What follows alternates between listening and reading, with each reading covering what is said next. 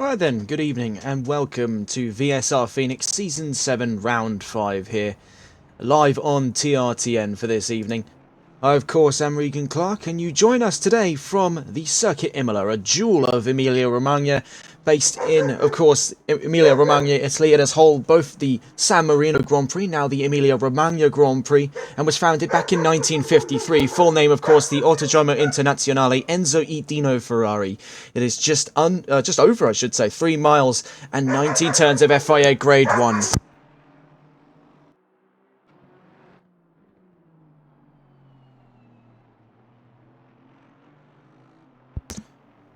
Apologies for the break in broadcasting there, just a momentary interruption. So yes, just over 3 miles and 19 turns of FIA Grade 1 lays claim to the 5th round of this championship. We're just over the quarterway mark, of course, taking us next week into Brands Hatch, back to business as usual with a 1-hour schedule. We should point out as well, today is the first of the endurance rounds, the second of course coming up later down the road in Misano and Nürburgring for rounds 10 and 15.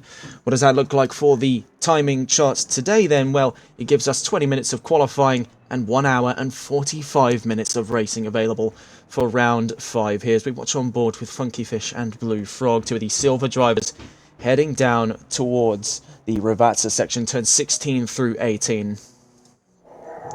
We have a look today as well at the balance of performance. You can see that things have massively changed since the last round in Indianapolis. Of course, the Audi still remaining on the lighter side of things, losing a whole 40 kilos. There were 2 R8s tested in the sessions leading up to today, the R8 LMS Evo and LMS Evo 2. The Evo 2, which is supposedly to be used today by Squilibrio in the bronze category, has gained 10 kilograms for this round. Oh, and I do believe we've had a little bit of a disconnect, a little bit of an upset there. We'll be back with you in a moment's time.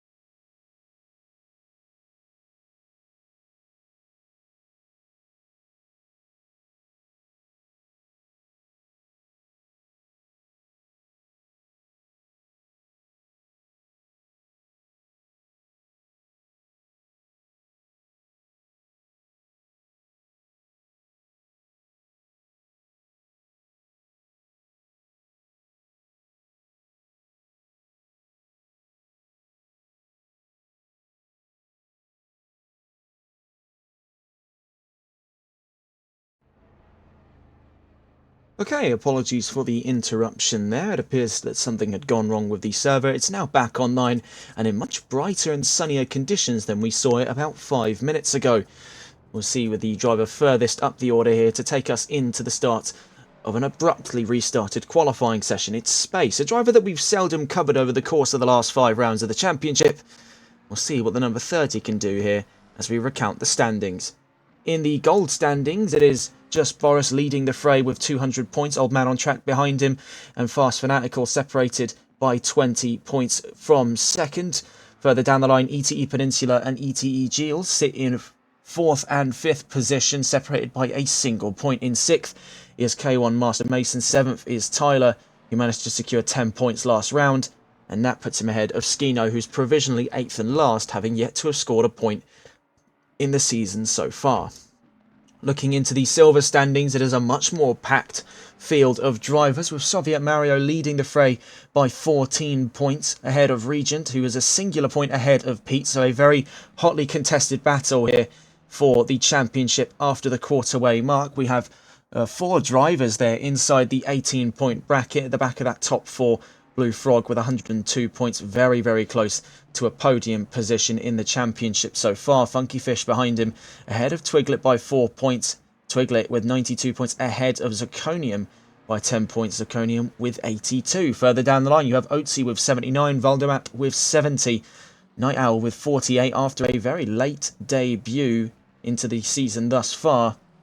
Daily Boy with 46, Rafing with 39, SN Crease with 35, a singular point ahead of Wade Nater with 34, Didinho with 27, Space on screen at the moment with 16, ahead of Scott Milbank with 10. Millard yet to have scored a point in the championship. Lastly is the bronze standings here as we just watch as Space starts their flying lap. They're amongst 4 drivers to have begun the opening fray here in qualifying. Down to bronze, we have Tommy leading the fray with 57 points ahead of Evil Smiler. Antion only 4 points behind. Smiler recounts the podium positions. Grizz with 38 points is in 4th. DRS Smug in 5th with 30 points. Joint 5th, as a matter of fact, with Dollar up. And then in 7th is Abok. Aussie, after a single round in, has already put himself 8th in the championship ahead of Squilibrio and Codthings in 9th and 10th. Yonder yet to have scored a point in this round. We'll get a flash of the overall standings up on the screen here as we take a look around the field.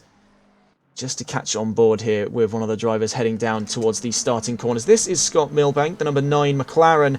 A recent shift from Mercedes over to McLaren has definitely been one of the more ambitious moves we've seen, but one that Milbank is adamant to take good advantage of. He's already left turns 2 through 4 to the Variante Tamburello. We're now out through turns 5 and 6 at the Variante Villeneuve. Up towards turn 7 here at Tosa. We've seen a handful of side-by-side incidents over the years here at this section of the track in Imola. Most recently was at the opening round of the NLRL Console Endurance Series.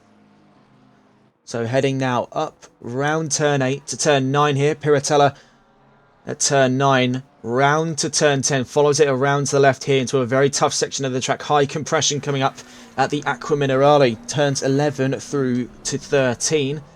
Very tight, iconic section of the track here, leading us into an even more iconic section, I'd make the remark of, as he passes Abok there, letting him by. Heading down to Variante Alta. Turns 14 and 15. You can see ahead of him there is Evil Smiler in the number 32 Porsche. So out of turn 15 we go down towards Ravazza, turn 16 through 18. To bring us on to the end of these qualifying laps, we'll pull the timing charts up then. So we can see Boris has already took pole position. We'll get the qualifying predictions up in a moment's time. Fanatical 1.6 off the beat there. So now as we head around through Ravazza, Otzi putting the provisional 3rd fastest time in. That could be usurped very, very shortly as we have a handful of drivers heading down to the line. Smiler goes 4th fastest across the line there. Scott Milbank replacing his position on track. So if we get the qualifying predictions up for this session, you can see that Just Boris is predicted for a time even faster than the one he's just laid in at the moment. His fastest so far in this session was a 141.5 dead. He's predicted for a 140.855 and still predicted on pole position. Fast Fanatical's predicted for a 141.585. We can see now pushed down to 6th position as Scott Milbank. In his place is Fast Fanatical. Tyler V and SN Queese usurp him for podium positions at the moment. Very ambitious stuff from a silver driver. Of course, we have been wowed before by such performances, as we now see another silver driver lay claim to 2nd. That's the Blue Frog just crossing the line there. So BMW could be in very prime territory here in Imola. Of course, that long opening straight running from turn 18. It's a very shallow set of corners at 19 and 1 down towards the Variante Tamburello is where you'll see cars like the BMW and, of course, the Ford Mustang here. Fast Fanatical, the fastest among them, setting a time good enough for 2nd by 0.3 of a second. Have prime advantage. So looking through those qualifying predictions, of course, Boris predicted for pole position, Fanatical for 2nd, Blue Frog for 3rd. So right now the prophecy being fulfilled. You can see there on the left-hand side, Boris, Fanatical, Blue Frog. We're on for money here. Next down the line would be Soviet Mario in the predictions, predicted at 4 for the 141.742. Only 0.02 of a second away from the time set by Blue Frog in the predicted timings. Tyler V's predicted for another top 5 with a 3rd gold driver then making their way to the top 5 predicted in this session. Old Man on track just outside the top 5 is predicted for 6th ahead of GTR Twiglet in 7th, Otzi 8th, Monkey Fish 9th and Rafing in 10th for the predictions there for this qualifying session. We'll see how things pan out so far though. We stay on board here with Fast Fanatical. He makes his way around the Variante Alta and was very, very close last round out to disrupting that 100% win record that Just Boris has laid claim to over the last 4 rounds. He had a very, very strong opening half to this race, but strategy undid his performance and ultimately relegated the 52 to a 2nd place finish. I'm sure he's still beating himself up about that, but he's picked up the pieces and is working with it quite nicely here to put himself very close to pole position yet again. Very little in the way between it, heading down to the timing lines and actually goes fastest there. So the fastest lap now set in by Fast Fanatical on 1:41.445. That's only 0.05 of a second faster than Just Boris, who we can just see now heading to the timing lines. He has to make 0.05 of a second to take pole position back. Getting across the line, does so and adds another half a second on top, putting himself in a 1:40.942 for McLaren. Try and check to see here. The 77 is next to the line. That's Pete in the McLaren. Full stealth build McLaren down towards the line from 11th position. Moves up into the top 10. Next towards the line, the number 9 car. So Scott Milbank, who we caught on with earlier on, heading to the line, is next into the timing charts here, is currently sitting 3 seconds off Beat in 12th position as he crosses the line. Sadly, doesn't find enough for an improvement from position, but finds 0.2 of a second on his overall time. Having a look to see here where our next times are coming from. The 22 is next towards the line. We're going to try and find them just in a moment here. That's Tyler V heading to the line with Lamborghini, his second race in with Lamborghini here on Ferrari's home turf, I should mind you. Of course, the circuit's full name, the Autodromo Internazionale Enzo e Dino Ferrari. For English, that's the Enzo and Dino Ferrari International Circuit. And Tyler V in a Lamborghini puts himself faster than any Ferrari on the field so far. Fastest of the Ferraris is actually a driver who we mistakenly ID'd to be in the silver category, has since been moved back down into the bronze standings. Though I would definitely say he's got a driving standard of the making of silver. And that's Tommy in the number 66, currently the fastest Ferrari out on track. Ferrari still looking to wow in front of the home crowds here. The Tifosi will be adamantly awaiting some degree of victory for the prancing horse. Next to the line at the moment is the number 87, or number 57 I should say. No, it was the number 97, so we got that right, right in the third attempt. And that was GTR Daily Boy with the 18th fastest time. Speaking of the 57, this is ETE Giles. Heading up round Acqua Minerale down towards the Variante Alta.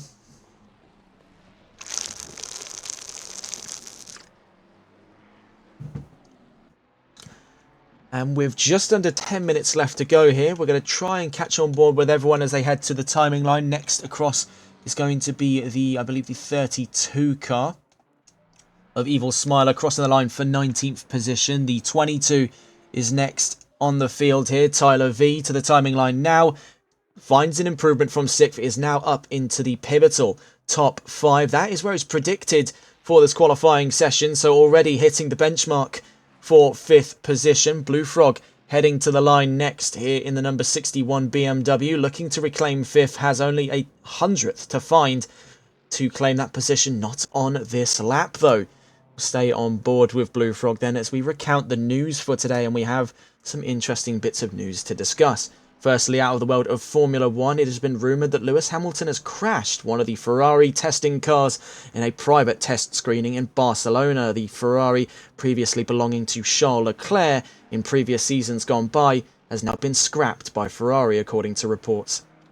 Next, in the world of the World Rallying Championship, Oliver Solberg has been handed a 5-minute penalty over a stunt performed on the parading run back to the Casino Square in Monaco for the post-rally celebrations. The Swedish driver, son of 2003 World Rally champion Petter Solberg, has now dropped further positions in the Rally 2 standing orders out of round 1. He was previously expected to finish around 7th or 6th position, has now dropped further behind than that, leaving his chances of a championship up in jeopardy as he clashes heads with Nikolai Gryasin and Johan Rossell.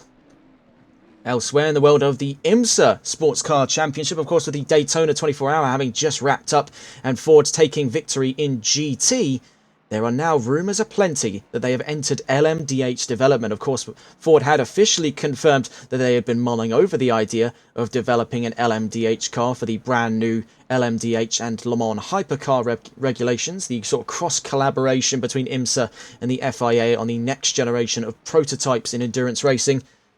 There are now rumours aloft that that car has already entered silent development, with an announcement later to arrive in the coming months. Of course, nothing is as yet confirmed by either Ford or IMSA. Our last bit of news then is in the FIA, as ex-Formula 1 star Johnny Herbert has been axed from his role as a steward due to the cross-collaboration he has with Sky Sports as a pundit, deeming him I think the word they used specifically was incompatible due to his media punditry. This follows several other public relations moves made by the FIA under a new administration with Mohammed bin Sulayem. This has, of course, gained plenty of criticism and controversy in the last couple of weeks. This is one, but many different changes made to the way the FIA is attempting to have itself be perceived by the general public. More to follow on that in the coming days. And that wraps up the news, and as Blue Frog peels into the pit lane, we'll try and catch on board then with some of the drivers up in our front row, namely furthest to the line at the moment actually is the car in third, and that's SN Queese in the BMW. A recent change then for SN Queese as he crosses the line there, doesn't find enough for second position. What can Boris do to extend his lead across the timing line? He goes, doesn't find anything on that lap going. Fanatical next to the line needs to find half a second, doesn't find that on this lap either. So a clash between these three manufacturers, Ford, McLaren and BMW, clashing heads for pole position, all separated by less than a second. Just outside that second barrier is another BMW, that being Old Man on Track in the gold category. Number 28 just making their way out of turn 7. So let's see if we can go on board with some of the cars still lapping around the track here. Scott Milbank on a neutral lap is, I believe, outlapping at the moment as he heads down to the timing lines to start his final run of qualifying laps. He has 5 minutes and 40 seconds left before the end of qualifying. Another very high attendance record here in VSR Phoenix. We're looking at 28 cars in competition for round 5 of the championship. I believe the highest we've had is 29, and that was in Indianapolis last round on Wednesday. You see here with Milbank tackling the two toughest chicanes on this track. The Variante Alta is much slower than these two. The Variante Tambirello and Villeneuve now out of turn 7 at Tosa, following in the wake here of Dollerup.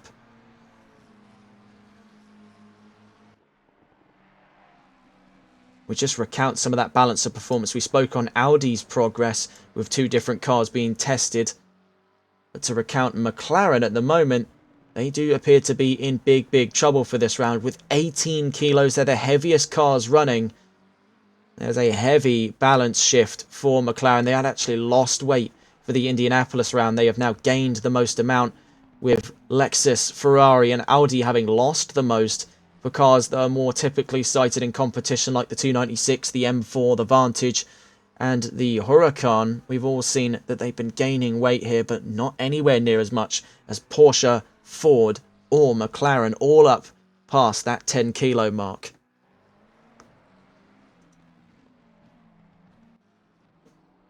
Have a look around the field here. Dollerup, we can see though, who was ahead of Scott Milbank, is heading towards the line here. We'll see what time they lay in. They're currently 24th.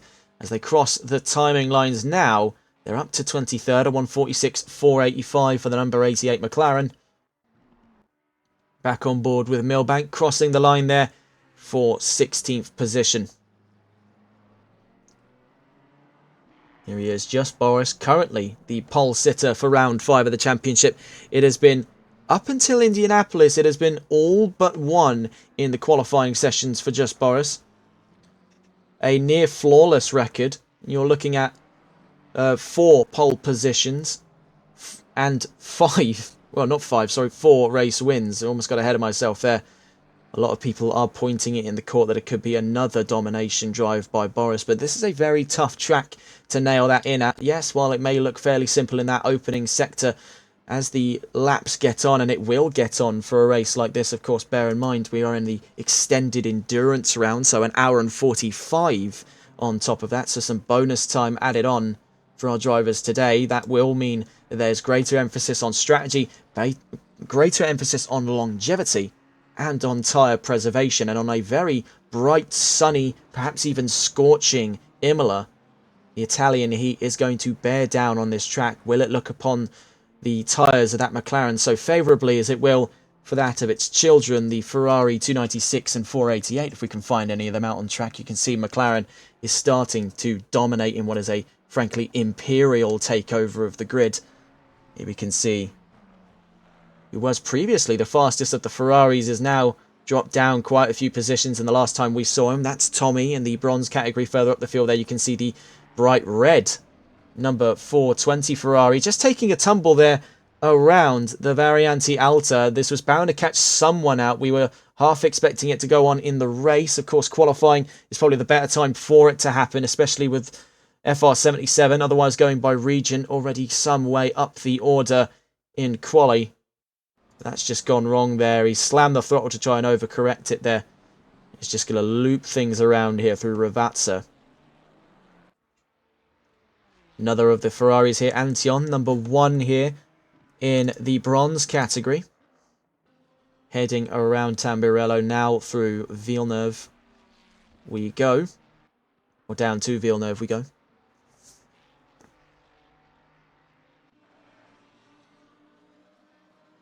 With only a minute and a half left to go in qualifying, let's pull our timing charts back up and see exactly what we're dealing with. With just Boris relegating himself to the pits, a 1:40.860 seems to be his benchmark time to beat now. He's going to sit this one out until the end of qualifying. Fast Fanatical and Esenquis, who are still both within a second of him, are out on track, still looking to take pole position off of the 999, who has thus far dominated the championship. Fast Fanatical seems to be the fastest of the drivers to do so, but we could see quite a leap and bound here from the BMW of Esenquis. We've been surprised before by breakout performances in this season. We'll see if we're getting one today then. Fast Fanatical down towards the line to mark what is going to begin as his final lap running.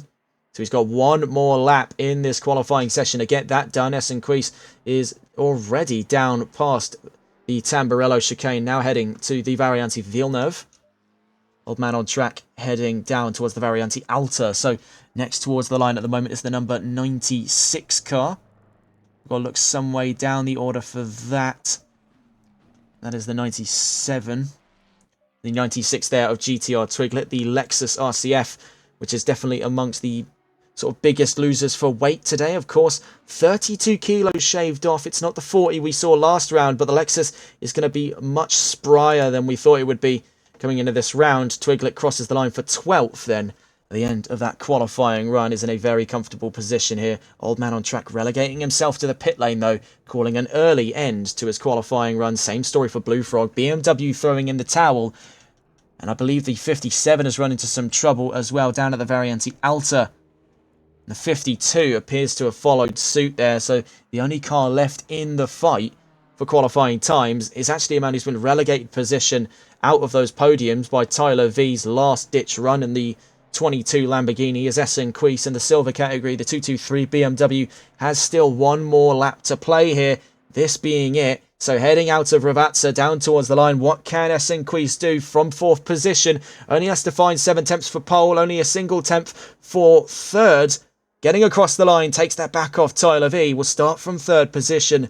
We'll get a full recount of the starting grid for round 5 of the championship in a moment's time, but that's a grand exit to qualifying there, putting himself within 4 tenths of a second. It's not as wide a margin as we expected then for Just Boris, only 2 tenths away from the next fastest car on the field, and with nearly 5 cars all in all within a second of each other at that front of the pack, that top 5. This could be a bit harder fought than he had expected it to be. Admittedly, this is no Indianapolis where he was actually starting on the back foot. Boris is in prime position, but he's drag racing Ford and BMW for position down into turns 2, 3 and 4. So that's not going to be an easy one for the McLaren by any stretch of the imagination. While its acceleration is impressive, it is nowhere near that of Ford and BMW. He'll be hoping to catch them by surprise then and keep things consistent as he has done always to get another race win here. He still leads the championship by a long, long way. He's now forged out nearly a 50-point gap to the next car down the field. So already with nearly 5 rounds in, we're over a quarter into the championship. and leading by quite some way. This could be a pattern to follow further down the line in this season.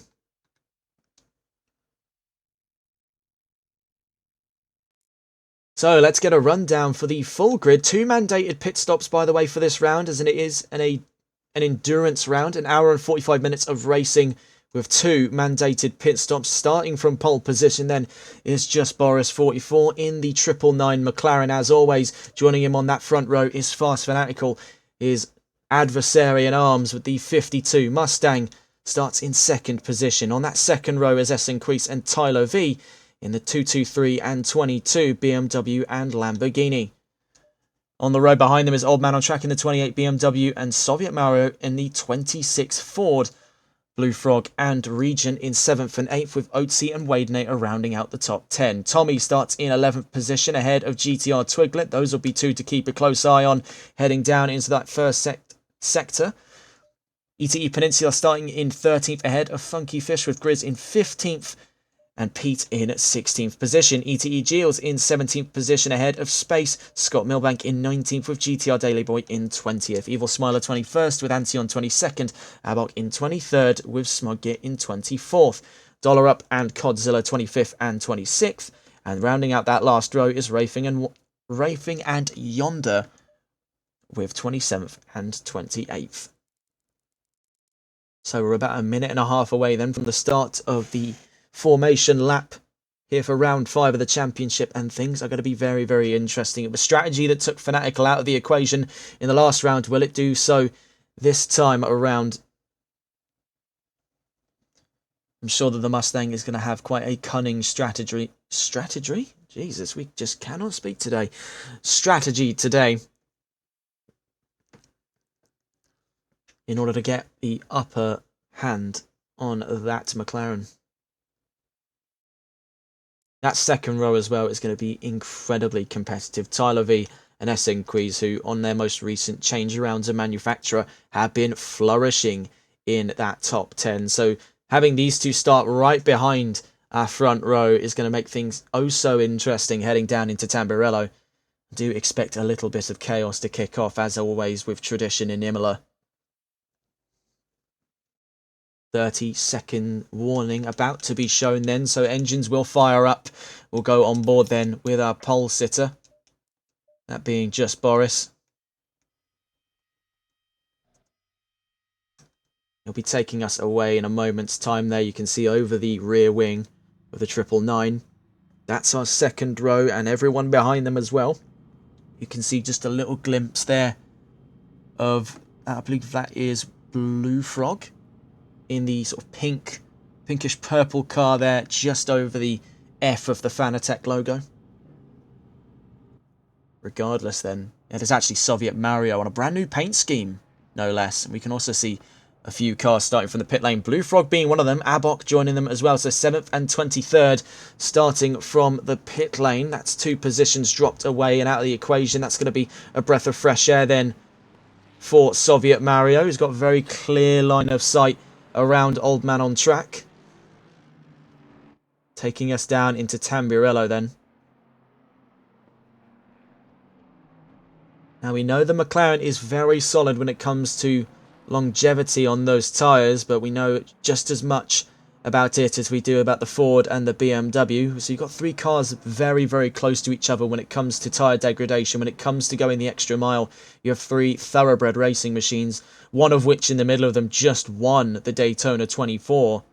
That being that enormous Ford Mustang. Actually see if we can get an onboard from that Mustang in particular, that being Fast Fanatical starting from second position. We think might be one of the better seats in the house here. He's got a clear line of sight on the race leader and has an even clearer line of sight on the row right up behind him. Tyler V holding back there to get a little bit more heat over those front brakes. Keeping core heat on these Pirellis is much harder in a GT than it is in the world of Grand Prix racing, of which this track is no stranger to, of course. Home of the Emilia Romagna Grand Prix, formerly the San Marino Grand Prix in Formula 1.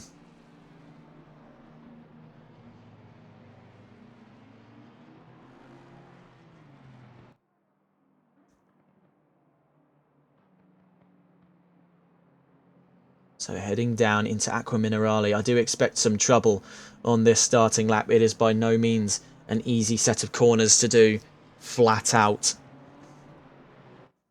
And that heavy compression zone taking us from turns 11 to turn 12 and 13 is definitely going to set apart some of these setups for these drivers. More aggressive setups will be punished in sections of the track like that. And softer setups will also struggle in equal respect. You're dealing with a big dichotomy here of oversteer versus understeer. The more aggressive setups, like we see on the mid-engine cars, are definitely going to have trouble with back-end momentum. And the softer setups, like we see on the front-engine cars, definitely will struggle for front-end grip. A lot of weight just forcing it beyond the flashpoint for those tyres. We could see a bit of understeer, a bit of oversteer, but all manner of chaos for lap 1 going down into Aqua Minerale. So as we stay on board with Fast Fanatical, right in front of him there, Just Boris, current championship leader, 100% win rate at stake yet again here with Fast Fanatical, his adversary of this championship, lining up alongside him as we go around Ravazza. You can see a lot of stopping, a lot of starting there. Just the final progression towards ideal tyre temperature for everyone on this grid. 28 drivers in all for round 5. 2 starting from the pit lane, so 26 on track. Taking us down to the timing lines here. Without further ado, heading down towards the lines.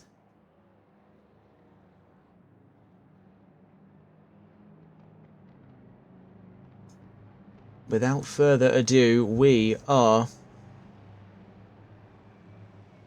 Oh, this is a very long timing line, is it not? Heading down to the line. Third time's the charm here. Without further ado, for round 5 of the championship. Really? It's that long? Wow. We're green and racing here in Imola. You'll note the lack of our timing this time around. We did have a few malfunctions coming into the production of this championship. We will give you updates there on the timing over the course of this race. You can see Esenquist already defending from Tyler V and having third place out of Tamburello. Looking further down the line, Fanatical is still in second. Boris is now up and leading this race by some way. So now, sorry, looking down the line instead of up. That was a misdirection there. Here's ETE Gilles, Grizz, Scott Milbank and Pete 77. You can see a little bit of side-by-side action between the two McLarens in the background there. You now see with Grizz getting ahead of ETE Gilles down through turn 7. Scott Milbank right behind. Not too far away at all, but he's got more company courtesy of Antion and Pete at his tail as we head down through Piratella and down through turn 10 as well. Catching back on board with our top 3. Esenquist navigates the Aqua Minerale with ease, as too does the cars in front of him. Soviet Mario is closing the gap to Tyler V, so we could see a battle there for 4th position very, very soon. Of course, we are considering this is a much longer race on schedule. More of a marathon, not that much of a sprint. But we could see a battle already with the cars we're watching on board with. It could be the battle of 2nd place on our hands here. Tyler V, I should say battle of 3rd. Tyler V versus Esenquist. Lamborghini versus BMW. Out of turn 18. So around turn 19 we go. You can see the front 2 already escaping sight. There goes Soviet Mario into the pit lane. Something is wrong with that Mustang. That makes the 3rd car to make their way to the pit lane in this race so far, 2 of which started from it. 1 now enters to take that first mandated pit stop. So killing 2 birds with 1 stone. Whatever issue he does have with that Mustang will be alleviated on this run through the pit lane. He'll also have dropped one of the mandated pit stops off by the wayside, giving him only 1 to work with over the course of the rest of this race. Right now, though, as our battle for 3rd position, Esenquist defending, Tyler V attacking. The unstoppable force meets the immovable object. The BMW is a fantastic defending car. The Lamborghini is a fantastic attacking car. So in equal strengths here, it could go either which way. We'll see exactly which way it goes, though, in a moment's time. Tyler V continues to close that gap as we head down through Piratella, turn 9. Now rounding turn 10.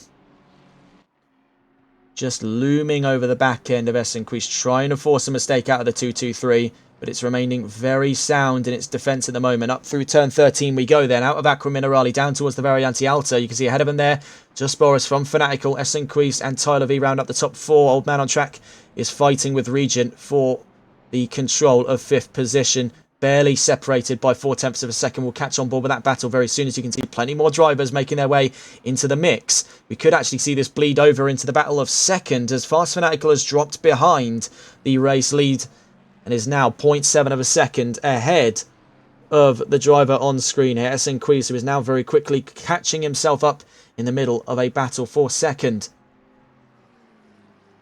But we will catch up with them in a moment's time. We want to try and see what's going on further down the line here. We've just caught this battle as well, the battle of 9th position. GTR Twiglet in the Lexus, having gained 4 positions on race start, is now very, very happy to be where he is.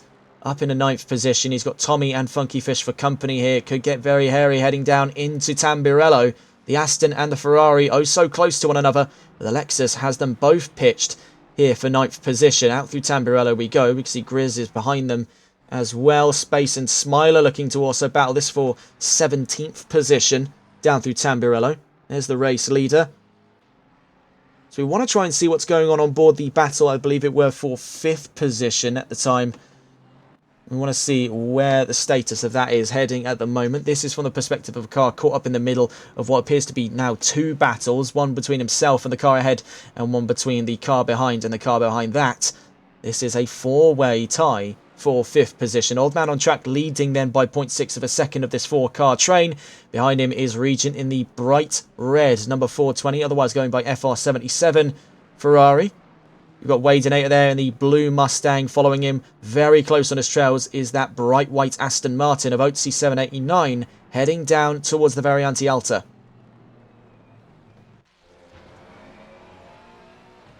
See if we can get a view then with that Mustang. This is Wadenator, number 169 in silver, fighting with OTC for control of 7th position.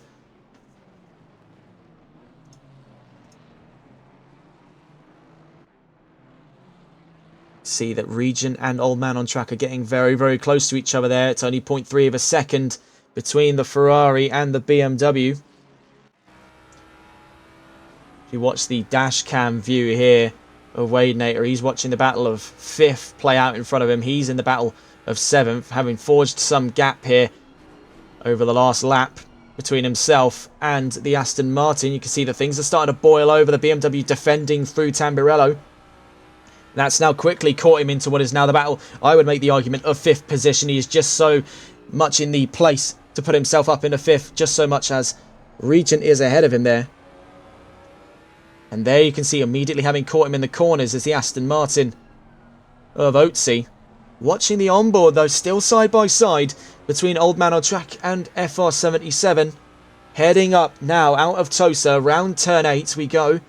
That very slight right-hand kink taking us to Piratella, the very sharp left-hand turn. That's going to loop around the softer left-hand of turn 10, bringing us down into Aqua Minerale. Things are getting very close between these three. The Aston Martin hanging around in the background there has got GTR Twiglet for company. The Lexus looks to be catching the Aston at a rate faster than the Aston can catch these three. Old Man on Track against Regent, against Wadenator, down into the Aqua Minerale. Not Aqua Minerale, I should say the Variante Alta. And Regent's all out of shape there. So this is now the battle of 6th position between Regent and Wadenator. He could look to capitalise here. The Ferrari is holding centre mass of the road. So not really many places the Mustang can choose to strike. So down through Ravazza we go. The Ferrari runs a little bit wide. That's going to invite the Mustang in. Then round we go at turn 18. The Ferrari still holding on. Otzi still fighting on this here. Riding on the back end of the Mustang. Straight line speed is to the benefit of the Mustang here. No replacement for displacement. And so too does the Bells of Freedom ring for Mike Wade.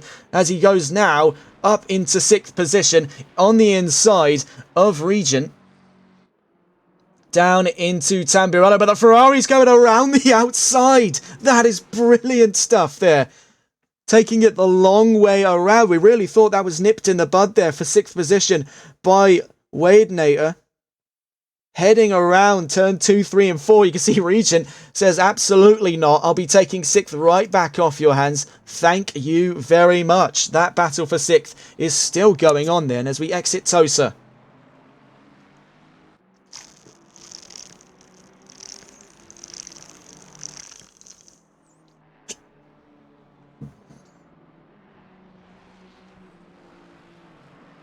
So now round turn 10 we go, back down to the Aqua Minerale.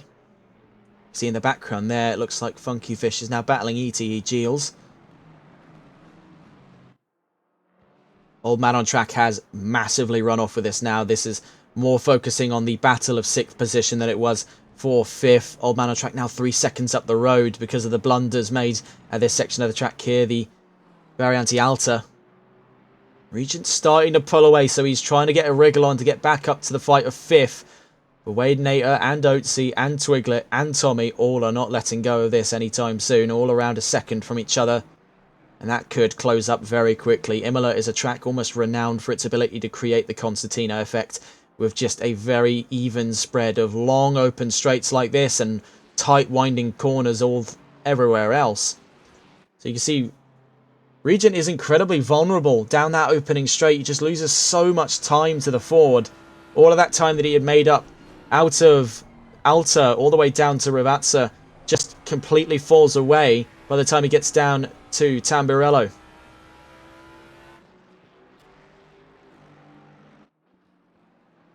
Heading down through the Variante Villeneuve at turns 5 and 6. Heading down to Tosa. Nothing currently in the bookings here, but they are close enough to be in striking range. It could boil over at any moment, as it has already done twice so before. We do have yellow flags out, and that's down at turn 7. Just to recount now, we are now over 10 minutes into the race. We have an hour and 35 minutes left to go. We do apologise for the current malfunction of our timing. We may be able to salvage it in a few minutes' time. Right now, though, we stay on board with the battle of 6th position.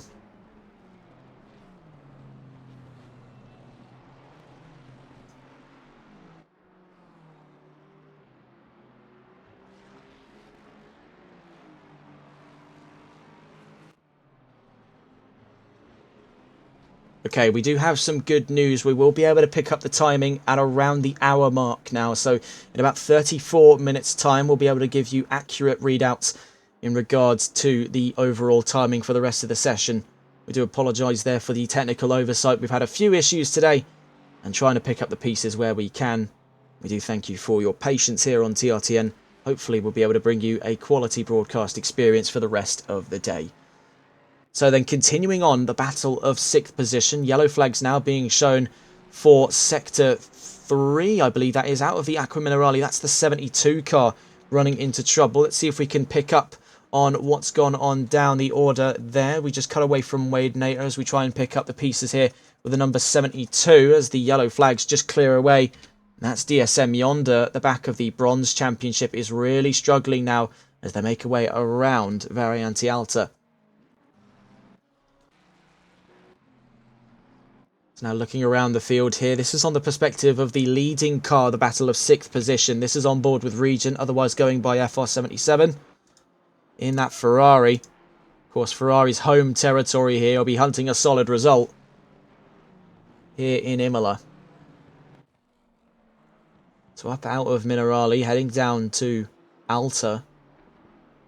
The gap now at 1 second, so it could very quickly fade out of favour for Wade Nater to hunt down 6th position here as Regent starts to clean up his act, but coming down into the final sector of the track here, things could go from bad to worse as he's right in the iron sights of that Mustang. Now half a second divides the 169 from the 420. We'll go onto the rear view, just over the rear wing there of the Ferrari 296.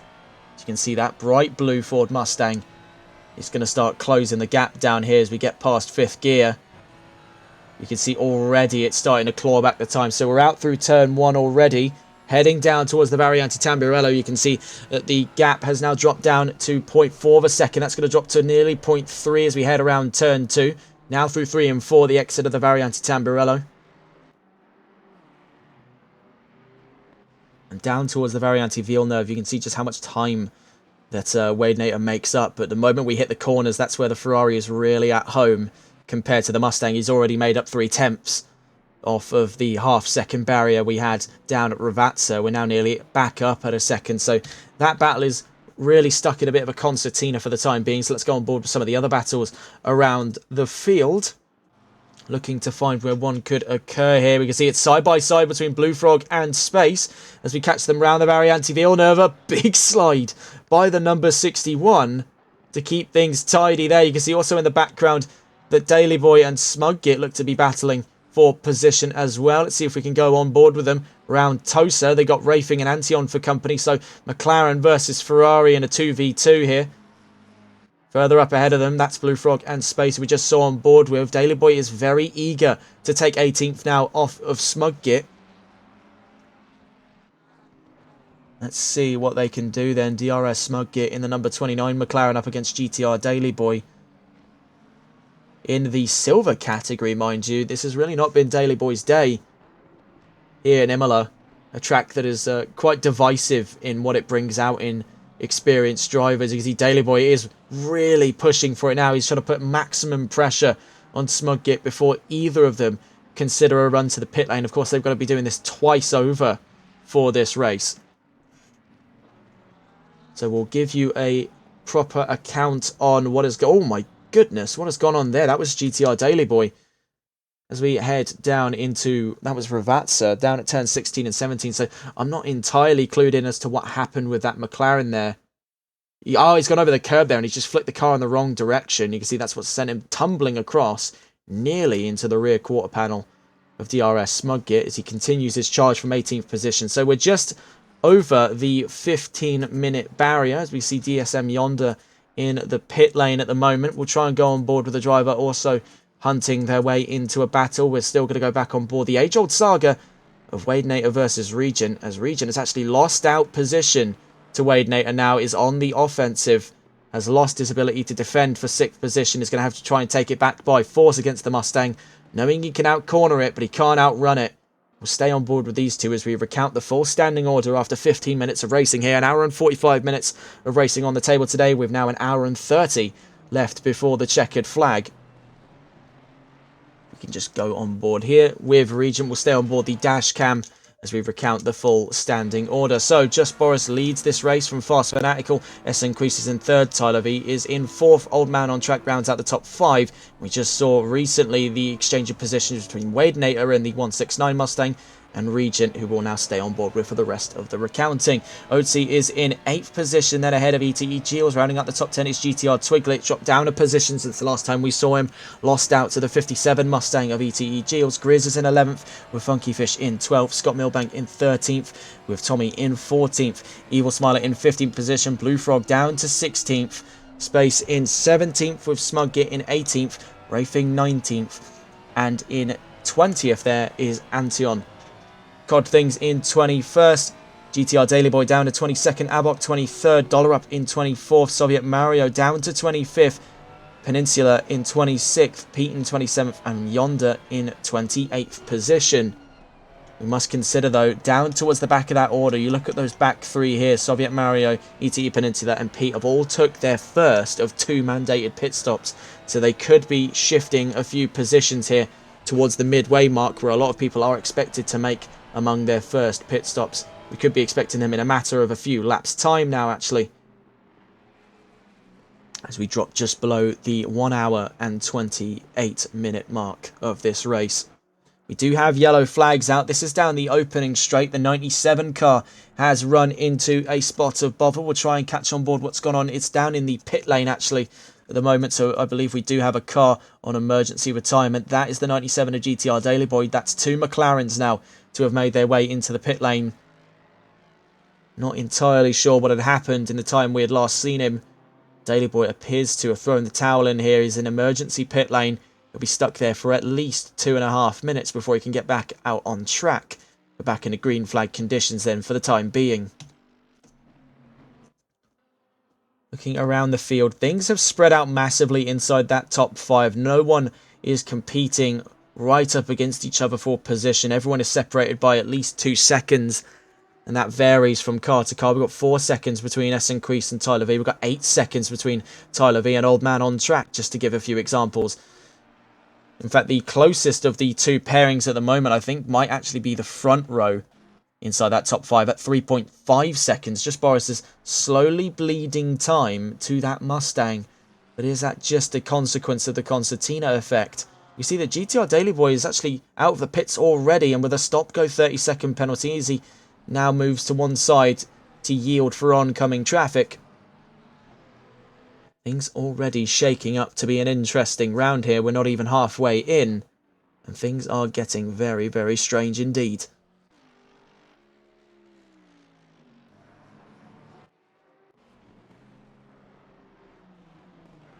Stay on board then.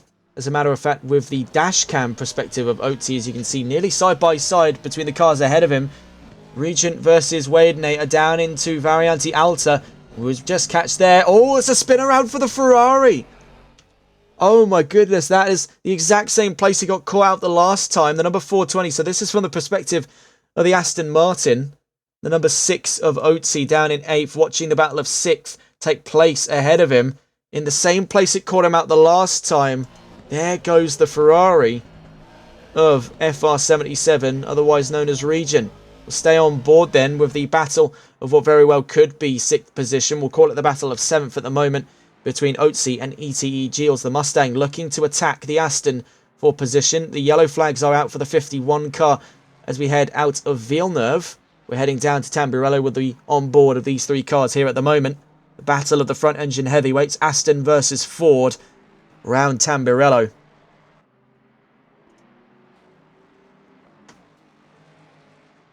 So we'll stay on board the dash cam perspective. You can see that's a car stranded on the field there. That's ETE Peninsula in the Mercedes. We didn't have any data to suggest what was going on with Mercedes for today. We didn't have any balance of performance or even any timing out of Peninsula for this round. So it was up in the air how his performance would go today. But you can see with his car facing the wrong way out of Villeneuve and in the gravel, it's not gone particularly well. Doesn't take an expert to tell you that. We'll stay on board the dash cam then with Oatsy. We'll be back in just a moment's time.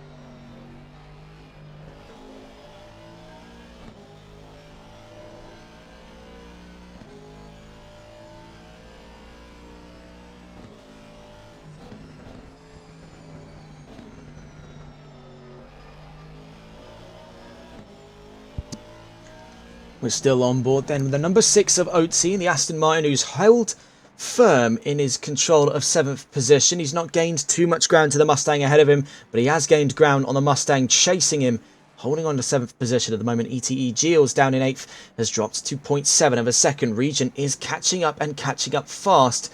There's an enraged Ferrari chasing them down here for the middle of those top 10 positions. There's more to catch up with later on in this race. Let's go around the field to see where our next battles could be coming from. Right now, you can see that there's the perspective of Regent having made up 3 temps in that last corner. So we may have to stay on board with the Ferrari very, very soon. We want to get a proper account of what is going on elsewhere in this race, just to see if there is any other action we're not accidentally missing. Well, it does not appear to be the case where we're missing any action besides that going on in these middle of the top 10 positions. So let's go back on board then, this time with a separate perspective of this battle. Why not go on board then with the car right firmly in the middle of this now? He looks to be chasing for P7. Could very well have it off of the car ahead of him very, very soon. This is the perspective of ETE Giles, fighting for 7th position now against Oatsy in the Aston Martin. He's got Regent right behind him in that Ferrari, hunting down 8th position. So we've got 3 cars entailed in this just up ahead of them as well. About 2 seconds up the road is Wade and Ato. You can see he's had a very good run out of Tamburello, so he's lining himself up to the inside. ETG was a little bit of contact with the Aston, goes around the Variante Villeneuve, and Otzi loses that position to Regent as well. Has to go the long way around, takes a bit of grass with him and a bit of gravel for that matter on the exit of turn 6. Around turn 7 at Tosa we go. That's the battle of 7 wrapped up. That Mustang's out in the clear. So we're now going to check in with a battle going on behind them. As we just quickly see here, Soviet Mario versus Codzilla. That's going to be a straight line run in favour of the Mustang. So let's see if we can go on board then. The battle of Otzi versus Regent. We also see here Smug Git and Rafing. That 488 has one of the biggest reductions in weight coming into this race, of course. And they're on home territory. How well can they do, though, up against McLaren? We do want to try and quickly catch what is going on in the battle. Up in 7th position. Up in 8th position, I should say. So let's go quickly back on board with that then. Otzi has actually gained quite a bit of time. So in the last time we saw them, Regent's now dropped 2 more positions for good measure. Is now down behind GTR Twiggler, who will be elated to be up in the top 10. This early on in the race, mind you. We're just around 25 minutes in. We'll be able to pick up on live timing at the top of our screen in about 20 minutes time. For those of you with very good eyesight, you might even be able to peer through our overlay and have a look at it yourself.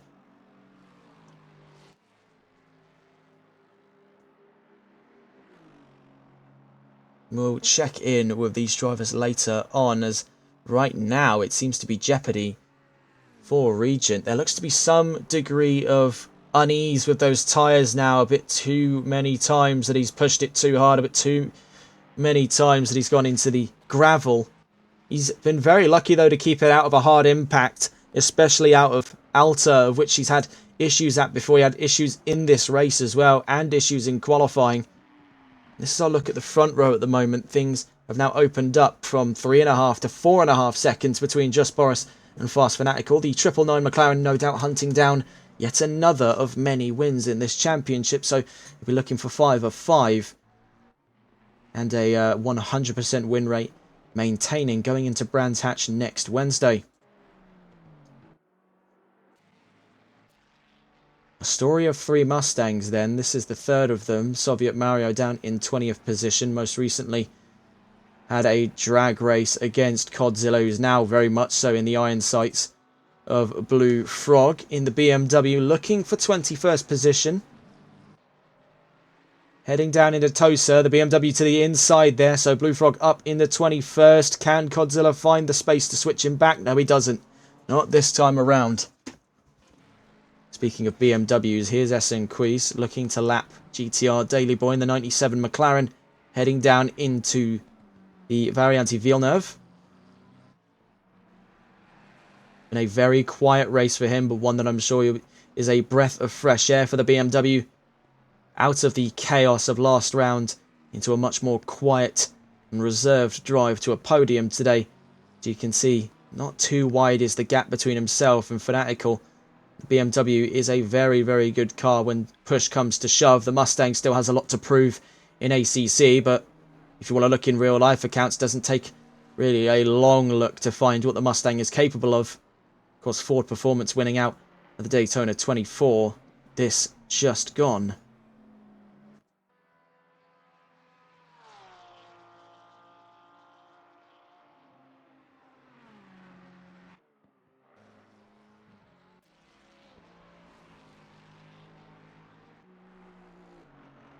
GTR Twiglet now trying to catch back up to Regent. It's got him up for 9th position, so Twiglet back down to 10th in the Lexus.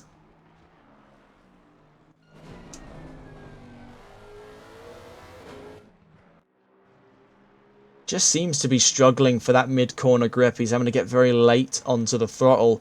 Of course, the mid-engine and front-engine cars do drive quite differently from one another there. You can see he's having to take a very shallow line, one that the car is struggling a lot to deal with. It's just a factor of older aerodynamics, older design principles. I mean, the Lexus is several years older than the Ferrari that's just took it for 9th position. But it's absolutely working to put him in the top 10. But frustratingly so, can't keep him in line with that Ferrari right up until the opening straight here, where it's got the straight line advantage. Yonder still in the pit lanes. I think it is curtain call for that McLaren. We do have yellow flags down at Aqua Minerale, however. We do want to try and take a look at what's gone on down there. It's with the 61. Trying to catch on board with them. The horrific menu navigation from Assetto Corsa Competizione makes this a nightmare to cope with. And it was from Blue Frog. So it's since cleared out to green flag conditions, but there was an incident down in the Aqua Minerale. Blue Frog now having dropped down to 23rd position. Abok and Codzilla here, two bronze drivers battling for 21st. Take a look in the bronze standings as well. We can see that these two are on slightly different strengths of the championship, separated by 23 points there. Abok is going to stay out on track, whilst Blue Frog and Codzilla go into the pit lane. We have an hour and 16 minutes left to go. Just a reminder, we'll be able to pick up on our live timing in about 16 minutes time. So you'll know exactly when the session is ending, how much more time we've got left on this race here.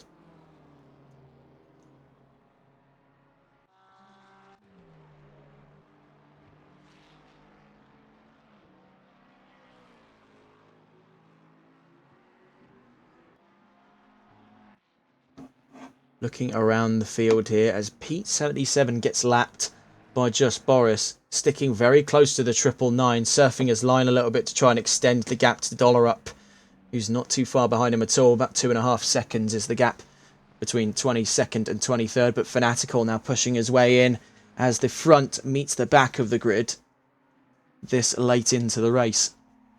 Just about half an hour into an hour and 45-minute race. Let's see what the standing orders are, as we do start to see a few people make their way into the pit lane. So Just Boris still leading this race. Fast Fanatical in second. Esenquist still in third, but Tyler V still in fourth. So our top five remains completely unchanged here. We can see in fifth position is still Old Man on Track in the number 28. Wade Nater now in P6 with ETE Geels in P7. Otzi in P8. Regent in P9. Twiglet in P10. Grizz in 11th position then, ahead of Funky Fish, who's shoved up a few since the race start. The Aston hunting down the McLaren for 11th position as we speak. Tommy, not too far behind either of them, is down in 13th, ahead of Scott Milbank as he makes his way around the Variante Villeneuve. He's in 14th position, ahead of Evil Smiler to round out those top 15 positions. Rafing, not too far behind him at all, is in 16th, hunting down a top 15 for his very own. Could very well have one in a few laps' time by the looks of it. Pace has been very strong for the 488 up against that 911. Behind them there is Smudgit, Space, and Soviet Mario, who are all very, very close to one another. Soviet Mario having most recently took a pit stop, so is now on brand new tyres on that Mustang.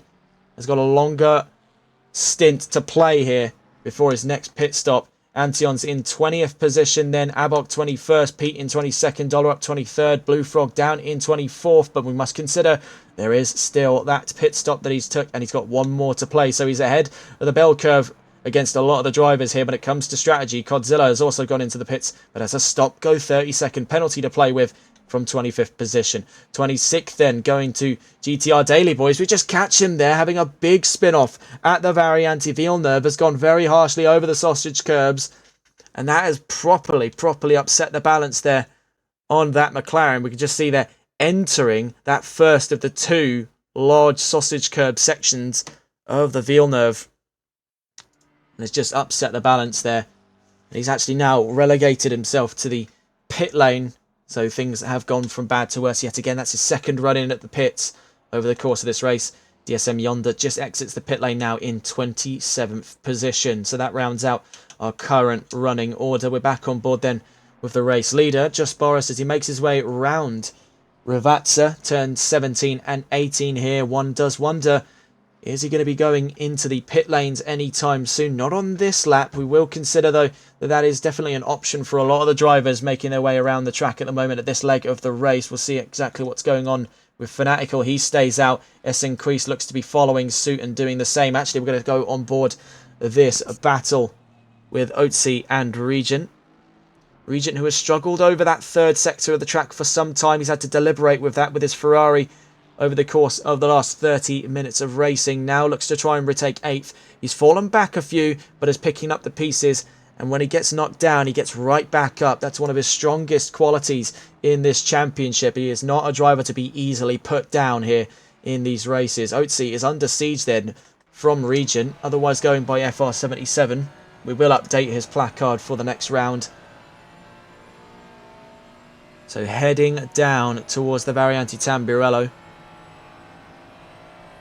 for control. This is for 8th position. A sudden lunge to the inside. Can he take it all the way to the outside? No, he can't. The Aston Martin's going to hold him off there at the start of Tamburello, but he's got a very good exit. So looking to make this two's company for Villeneuve. Can he try for it a second time? You see he's pressuring the Aston, trying to goat him into going into that position.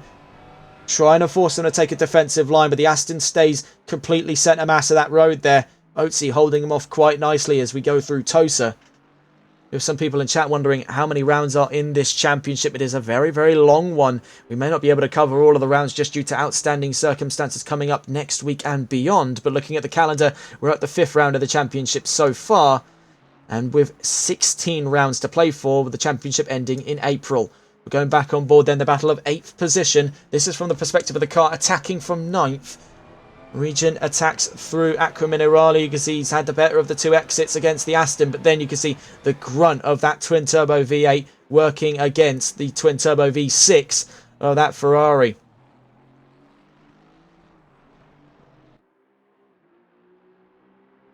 So heading now out of Alta, down towards Ravazza, turn 16 through 18. Oh, it's gone all wrong there for Regent. He's overcooked the brakes. He got a little bit of the touch on the grass. There goes the battle of 8. Let's get a replay on that. Heading down. So he's down through turn 16. Angling his way to the inside of the track. Right about there is where he catches the grass. And the fronts just completely lock up. They give up on him there. He has no grip. He was pretty much sideways by the time he got onto those brakes. There was just nothing he could have done there. It would have required reactions inhuman of his own to have saved that. That was very, very frightening, let's say, then, for Regent. But he's right back at it, though, and closing the gap up from 1.9 seconds. This is exactly what I was talking about earlier. He gets knocked down, but he gets right back up.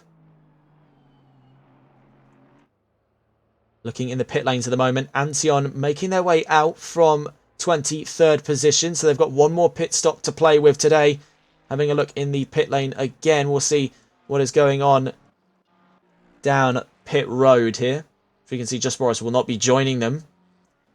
We also want to go back a little bit just to see what is going on in the fight of the two Mustangs. ETE Gilles versus Wade Nater, the battle of Mustangs here. Heading down through the Variante Alta. Watching from the perspective of ETE Gilles. This is for the fight of 6th position. It could actually boil over very, very soon. Here we get down towards Ravazza.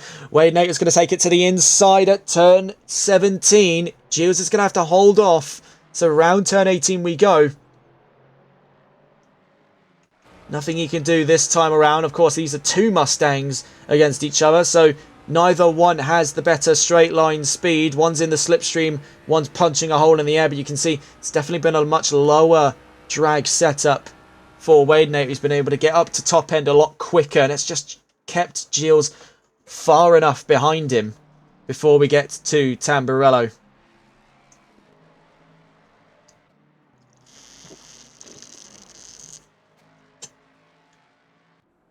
Down into the Variante Villeneuve. That's trouble for Scott Milbank. So yellow flags out for turn 7.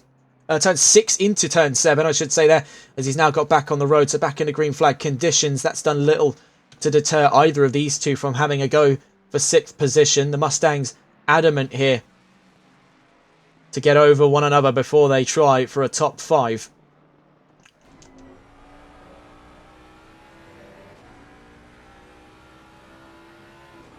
Heading down into Acqua Minerale, turns 11 through 13. Earlier on the throttle there was Gilles, but you can see just that lower drag, that low aero build that Wade Nater has got on that Mustang is giving him just so much better acceleration. Both of them have fundamentally the same top end by the time we get down towards turn 2.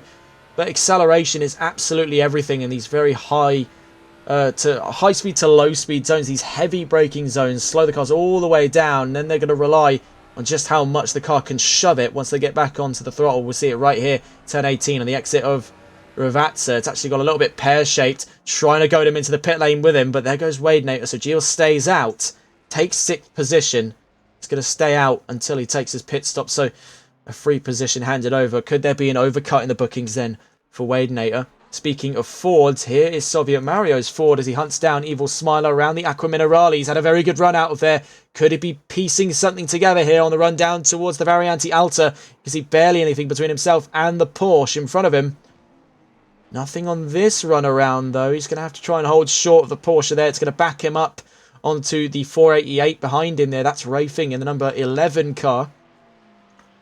So for Soviet Mario, very caught out in the sort of wrong place, wrong time here. Of course, he's already taken a pit stop. He took it very early on compared to a lot of these drivers. It could be 3 positions on this lap, but I think he's trying to make this one that he fights for on track. The Porsche isn't trying to go for it there. Wasn't looking for the pit lane. It's just completely vulnerable here. You have one of the slowest cars at a straight line up against one of the fastest cars at a straight line. But for whatever reason, it just seems to be enough for Evil Smiley. He's running ultra low downforce to capitalise. Or to, I should say, compensate for this section of the track.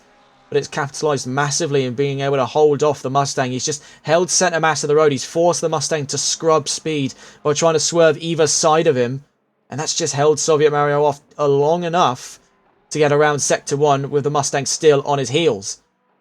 I think this might be boiling over for him now into Toaster. The Mustang's not waiting any longer. Can the Porsche take this the long way around? I don't believe so. Has to tuck back in behind there. He's down into 13th, so Soviet Mario up into 12th position. Evil Smiler down to 13th. Rafing is on the back of both of them. Let's get an onboard from the perspective of that Ferrari. This could be a very interesting perspective to watch. We can see, what on earth was that? Old man on track, was that lapping or was he just rallycross by that point? He's back on track there, but that was very bizarre. Let's see if we can get an onboard. Dollar ups in the pits as well. We do have a few stop-go 30-second penalties, so a few people being caught out at this leg of the race. So now we're on board with Rafing. It's a perspective we don't often have the pleasure of watching the solitary Ferrari 488 in this championship.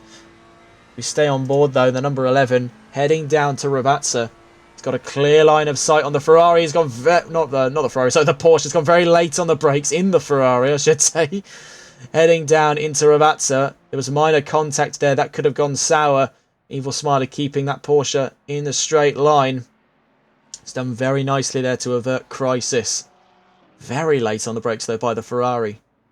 All of the Ferraris here really getting a wriggle on for position. They've been of the most sort of ambitious drives we've seen today. A lot of late braking, a lot of lunging, a lot of pushing, a lot of shoving. Ferrari isn't going down without a fight in front of its home crowd here at Imola.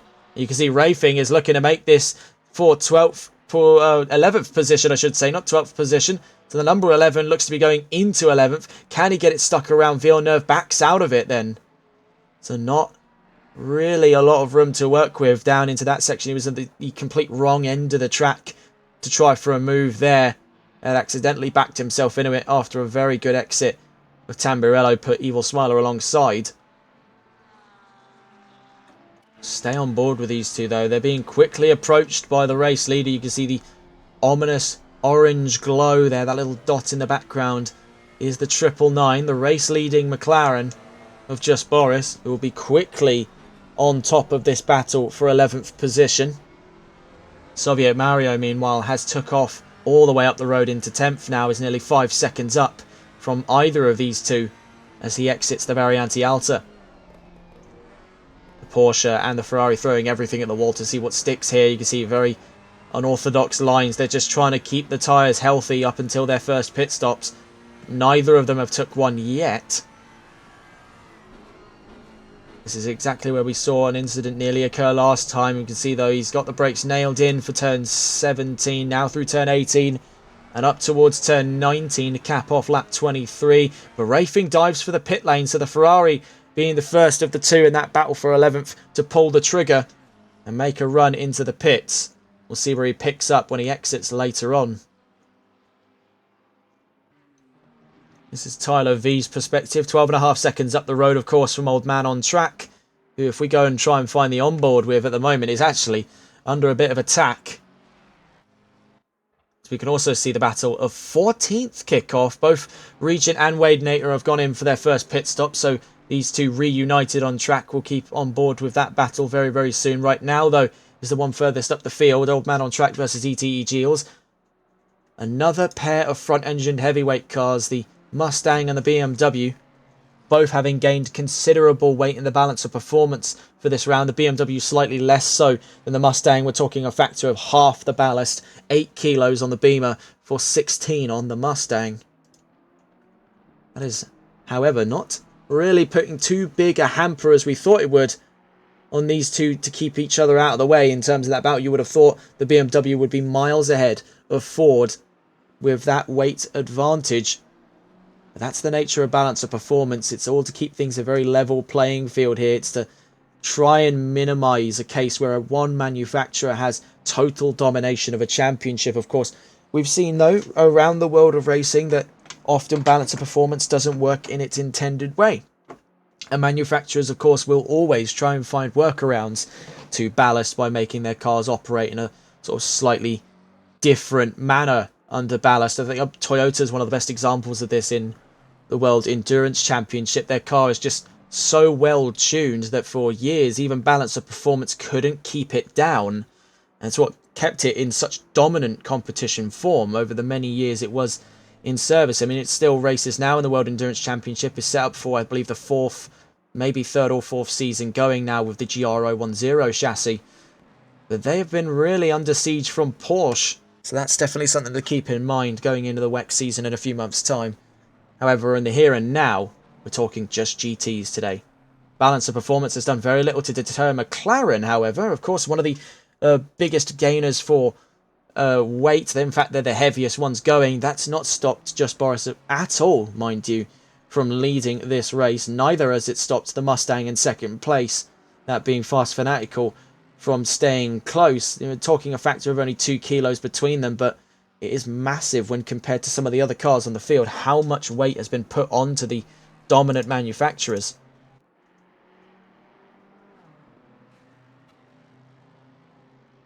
So watching with ET Geels, we're on with the helmet cam now of the 57.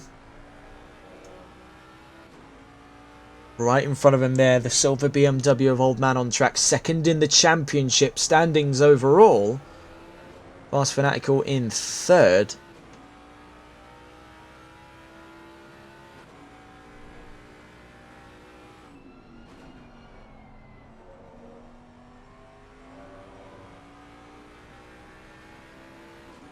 We must consider as well the gold standings between either of these two drivers. ETE Geels down in what appears to be 5th place behind his teammate ETE Peninsula, but only by a singular point, so he'll be gaining up into the top 4 of this championship after this round. He's miles ahead of his teammate as of the time.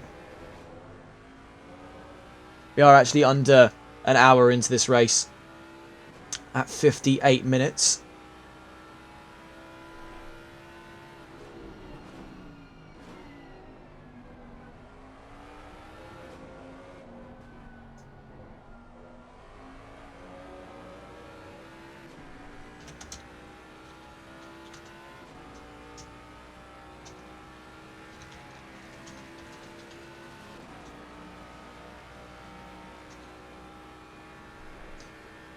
We'll just stay on board then with ETE Geels for the time being. The Battle of P5 very shortly underway.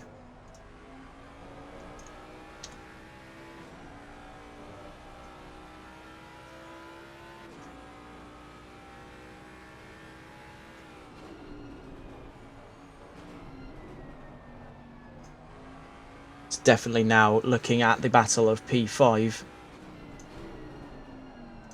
Right alongside him there as we go around turn 7 at Tosa. Oh, a bit of a bump. A bit of a scrape there between the pair of them. So we see they're going to the long way around. He's going to try and run it around the outside. See just there is almost hooked on the rear right. Just squished out of line there by the BMW.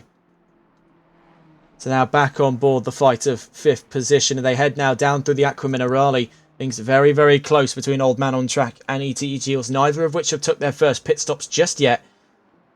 And I imagine it's only a matter of time. With 57 minutes left in the race right now, we'll get an update on the remaining time in about 2 minutes. So you can see in the background there, that's Grizz struggling for grip on the exit of the Variante Alta.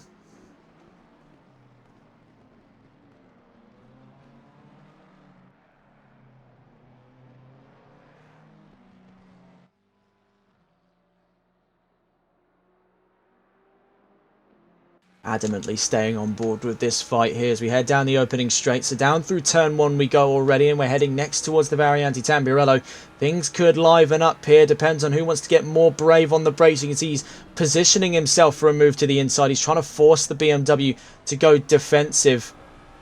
A little bit of tacticianry on display between these two. He's had a much better exit out of Tamburello, so things could massively kick off on the way down to Villeneuve. Now we've seen that getting yourself to the outside here does leave you incredibly vulnerable, but he's not wasting any time this time around. ETE Geels up into 5th position there. A little bump over the backside to solidify that move. Out through Tose he goes.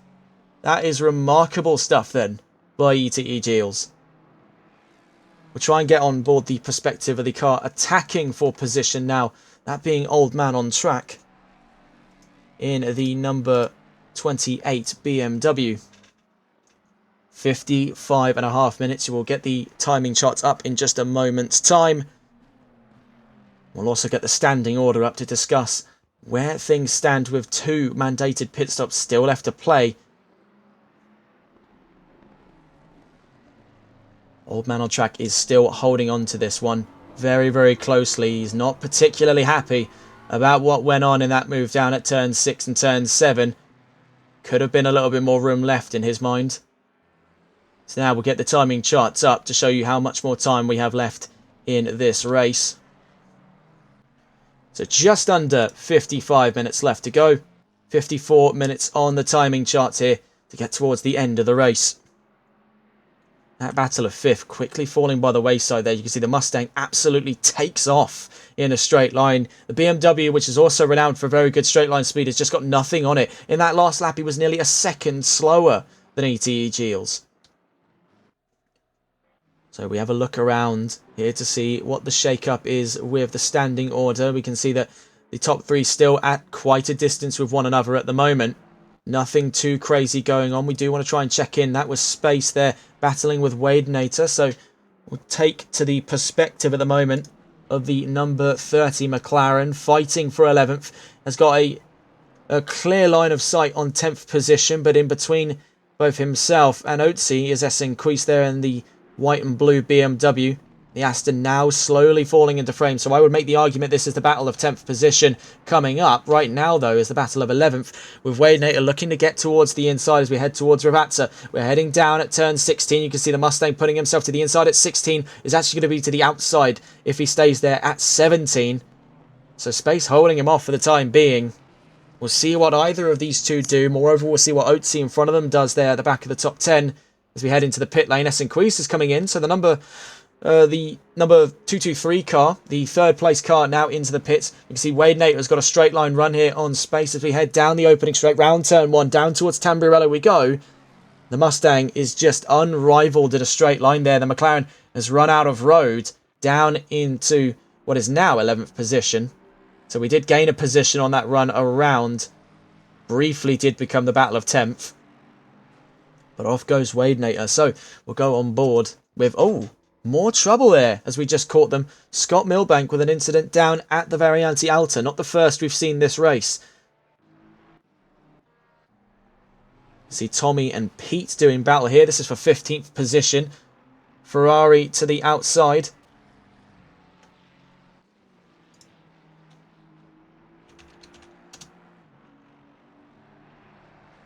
And they're just all out of road there for Pete after Villeneuve.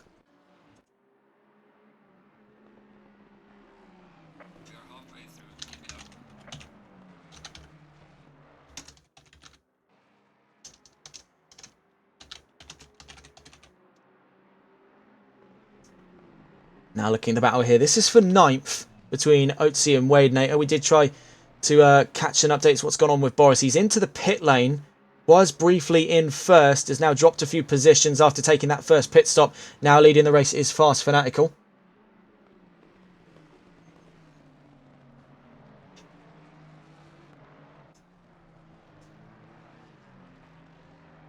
So down through Ravazza we go. Neither of them looking at a run into the pit lane just yet. So Fanatical does lead the race, but he's now into the pit lane. So that could swap hands very, very soon. Right now we stay on board the Perspective, the Aston and the Mustang. Heading down into Tamburello we go.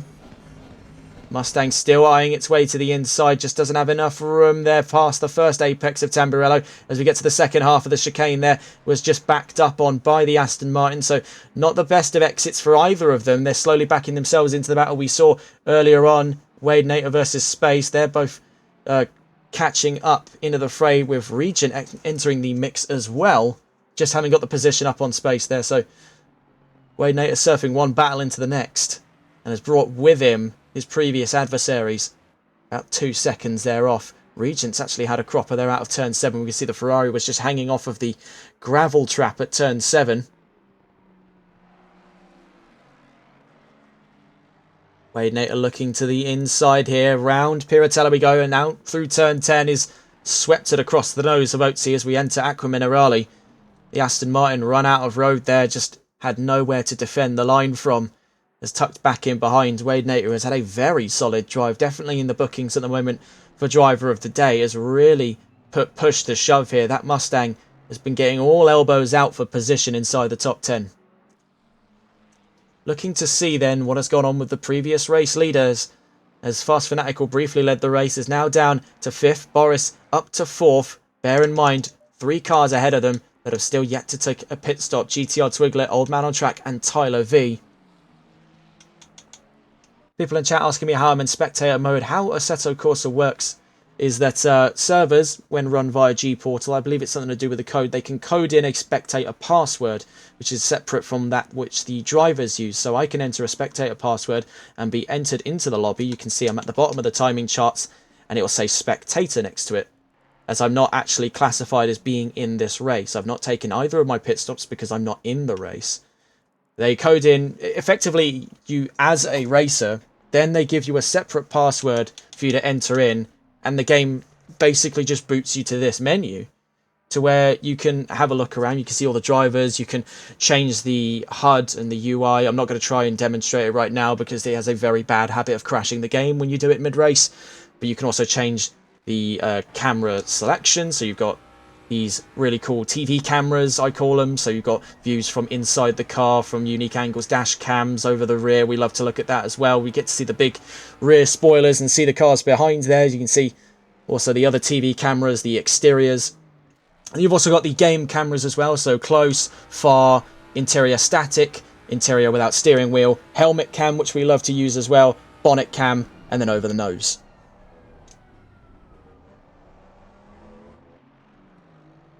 I will say it is a very good system they have in place, but there are a few problems we've had with Assetto Corsa over the years. Server functionality is mostly a G-Portal concern, but menu design has also been a problem with us. Namely the fact that we can't just scroll from 9th to 10th. We'd be very lucky to get a situation like that where you can go from straight 9th to 10th. How they categorize it, and you'll see, I'm just pressing RT to scroll across, 17th, 20th, 6th, 22nd. Let's actually go back a few there as we can see things kicking off. Boris v Twiglet, let's go on board with that then. So we'll keep the TED talk to a minimum whilst we check in the battle now, ongoing for 3rd position. Boris has made light work of that. In the time it took for us to find him, he's already gone.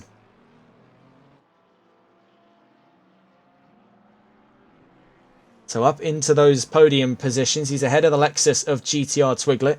Down into Ravazza he goes, now hunting down the lead of this race. Won't have much longer before he's back in that prime position, controlling this field. 47 minutes to go. As he gets around turn 1 there, well, that's turn 19. Now towards turn 1, as you can see in the background, was GTR Twiglet going into the pit lane. So the Lexus taking the first of 2. 47.5 minutes left to go. Let's see how this plays out then. A very lively pit lane with Smug-Git, Twiglet, Daily Boy and Pete and Yonder all in the pit lane at the moment. A mostly McLaren crowd across the pit lane at the moment. Pete just dropping off the jacks there for his final pit stop, as too is the story for Yonder. You see Pete side by side with GTR Twiglet. Twiglet still with one more to play.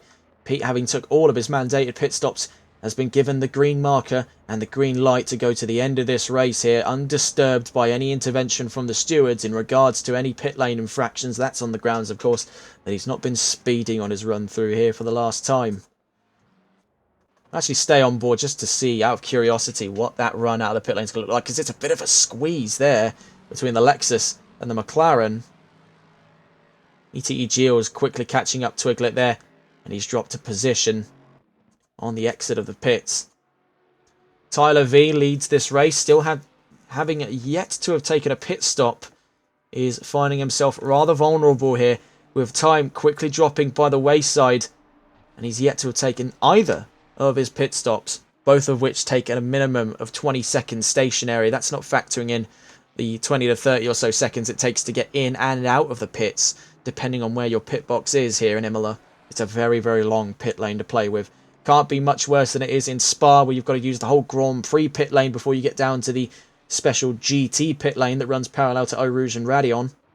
But still not particularly brisk in and out procedure for these GTs. Certainly not at all.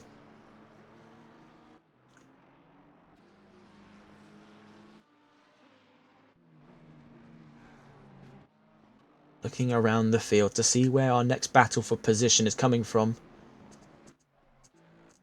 Looking at it here, Twiglet is staying close to Gilles, who's caught him up for position just before we got to Tambirello. He's got him up for P7, and with 45 minutes left to go in this race, is quickly falling into the crosshairs of the Mustang behind him. So the old V8 Wonder Kid car meets the new V8 Wonder Kid car here in Imola, and we'll see exactly how that pans out.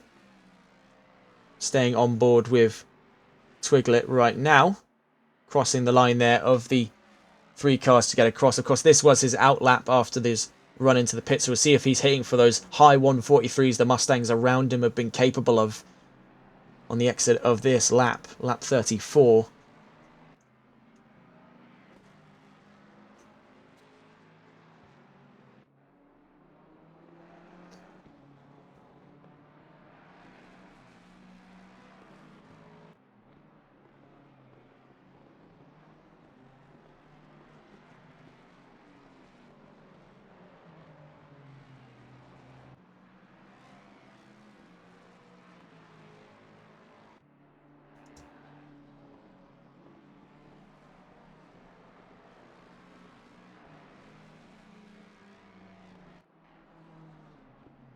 So we're just over an hour into this race, and with pit stops withstanding, we still have an interesting mix-up on the standing order, as it were. Tyler V and Old Man on Track have yet to take either of their pit stops. And just like Space down in 12th position, they are quite some way up from where they started. Their first and second, I should say, at the current time of recording here. Just Boris is catching up to them. It's double-digit gap at the moment between himself and second, but he's closing it down very, very quickly. Fanatical in tow as well, following from 4th position. They're soon to be 1st and 2nd themselves, with Essenquist looking to re-inherit that 3rd place position that he had on the race start. Soviet Mario is down in 6th position, looking to gain a few from that front row later on. ETE Gilles is ahead of the man on screen here, GTR Twiglet, for 7th and 8th position. That bright blue Mustang behind him, the 169, is Wade Nater in 9th position, hunting down 8th.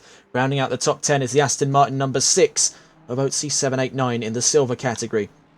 Tommy, racing from the bronze category, is down in 11th position in the number 66 Ferrari 296, furthest up the order for any of the prancing horses. Fine examples of machinery today here in Imola. Quite some way ahead of his fellow compatriots at Ferrari. Abok takes a big tumble off at the gravel there. That's inviting Wade Nater closer, as Twiglet had to hesitate in order not to run into that BMW in case it ran across the track again. So we'll stay on board what is growing to be the battle of 8th position. That could shift up a few with the imminent arrival of our front row to the pit lane. Looking further down the order though, Funky Fish in 12th, Grizz 13th, Space in 14th, Blue Frog rounding out that top 15.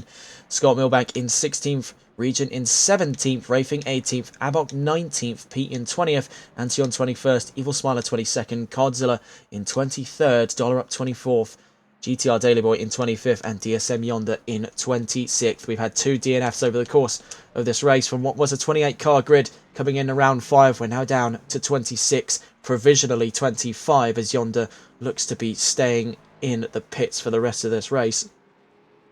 We'll be surprised to see if he makes his exit anytime soon. So now we stay on board the battle between old and new. The Lexus versus the Mustang. One of the greatest V8s of our time versus one of the greatest V8s of all time. Heading down past turn 19 to turn 1 to start lap 36.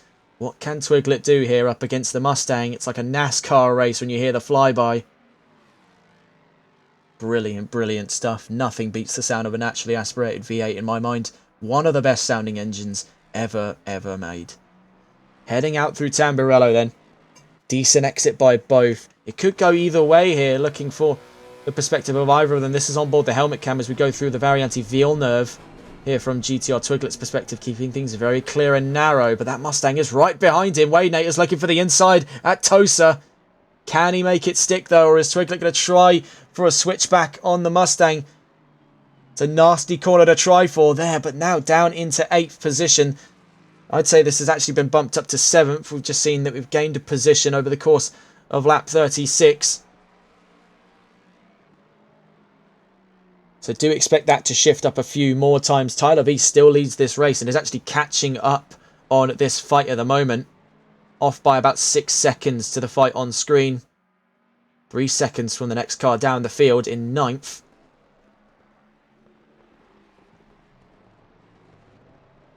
So Wade Nater has made absolutely light work of that battle.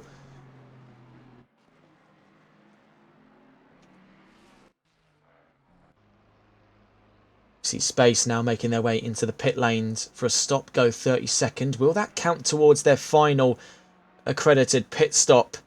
And that'll give them the green light to run to the end of the line. One does wonder. Of course, we must consider as well, Just Boris, who has had a phenomenal race so far, still has one more to play. And I don't think anyone was really thinking too hard on the strategy for how do we get 2 pit stops in an hour and 45-minute race. I think most people we saw take the early initiative. We're trying to split the race distance into thirds. We can see it's definitely been a little bit more unorthodox by the drivers up front. But is that going to come back to bite them towards the end of this race? We have 39 minutes left to go and still one more pit stop left to play. So is it going to be very late to the line for Boris, or is he going to try and wrestle with the concept of a potential 130-second penalty? This is the perspective of Scott Milbank down in 15th. Another driver yet to take their last pit stop. We are wondering whenabouts really could we see those last runs. I'm expecting it in about 8 minutes time. I think a lot of drivers like to keep it a round number. They'll be looking for around the 30-minute mark before that last pit stop, giving them just under 30 minutes to finish the race. An all McLaren pit lane at the moment. It looks to be down and out for DSM Yonder and GTR Daily Boy at the time of recording. 2 more DNFs, bringing us down to, I think, 25 cars left in this race. Dollar Up having a bit of trouble there out with Villeneuve, catching some of the grass on the inside. We've seen that be a consistent point of upset for a lot of these McLarens in this round. I think a lot of the mid-engine cars really do tend to struggle when adverse road grip comes into play. The front-engine cars have been a little bit more reliable when it comes to that. And that's just because of that centre of rotation being so much sharper for the mid-engine cars. They can get the nose in much quicker because they've got all of the energy hanging over the back of the car to swing them around. It's sort of that momentum at play. And it's all physics-y speak that I'm way undereducated to properly talk about.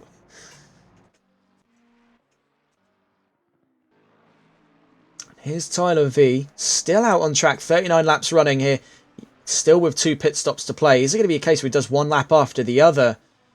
He's losing time now to the drivers who have already taken one of those 2 pit stops. They'll be losing even more time.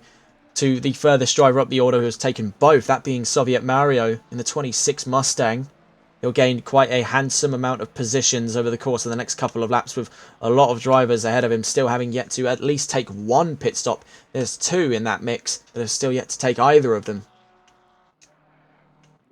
So Old Man on Track, another of those two drivers yet to have taken either of their pit stops, sits in second position. One does wonder then, what's going to be the strategy between either of them? As we see at the moment, they're all down in that sort of first to second sector. We'll try and go back on board then with Tyler V to see what his strategy is going into this. As surely, as the minutes tick down here, we're going to need to see some semblance of what his ideas are going into the pit lane.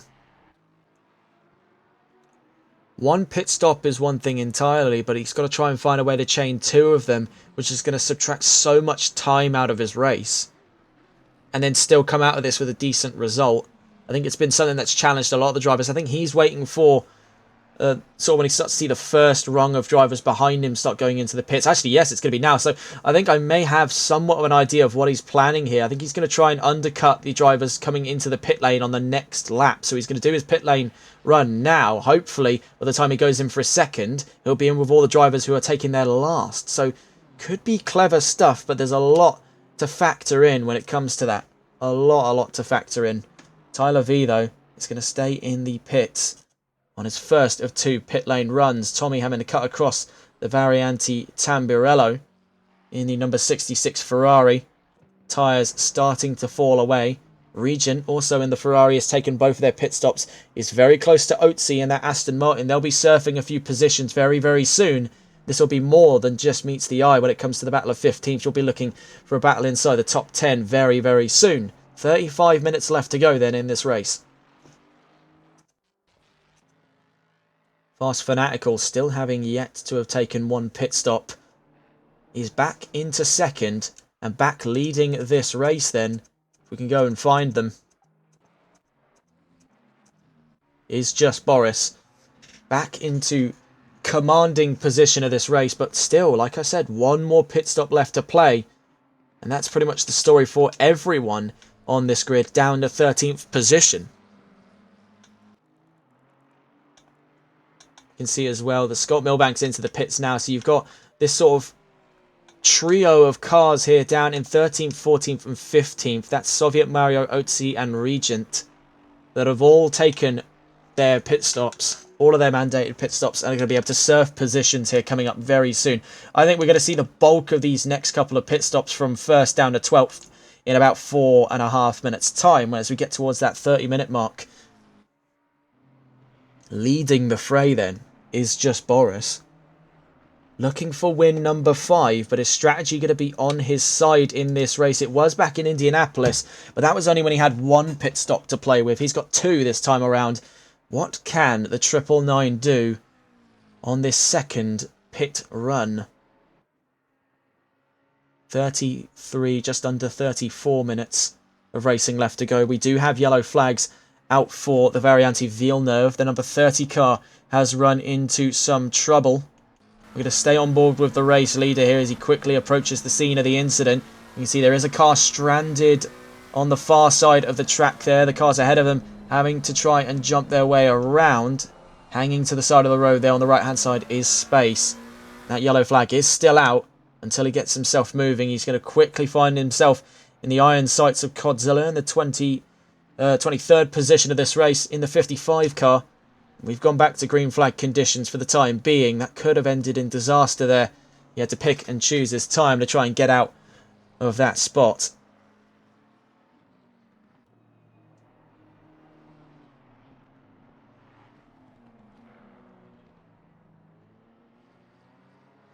So round the Aqua Minerale we go. From the perspective of just Boris. So as the minutes tick down here, we're getting very close to what looks to be our final run of pit stops. We had them pitched for around half an hour left in this race. Now, some drivers like to go very late when it comes to these things. We'll see if our theory is proven correct in about 2.5 minutes time when we see the pit lane open up. From the perspective of our race leader, what is going to be the going rates here? Not for this lap then, so going on to lap 42 is going to stay out on track. Let's see what else there is to contend with at the moment. It's a very empty pit lane. We've got two of our drivers in a provisional DNF. Joining them now is the BMW of Abok, just making their way into frame there in the bronze category, number 27. So the pit lane starting to gain traffic. Maybe not so much at the rates we thought it were. Soviet Mario's, of course, no reason to come back into the pits. He's going to be hoping, praying, as a matter of fact, for something to open up in the next couple of minutes here. Whilst he's got the momentum, he's got the life in those tyres. He needs to surf this up a few positions. He knows this is prime time to capitalise. He just needs to keep his head down and keep that thing fast. He's been consistently in and around that 42 range. His last lap was his, in fact, personal best of 1:42.705. So he's on the track here to get up towards the top 5. We'll save for incidents like that there. A bit of an upset round the Variante Villeneuve. Old man on track, down to 6th position then. After that first of his 2 pit stops.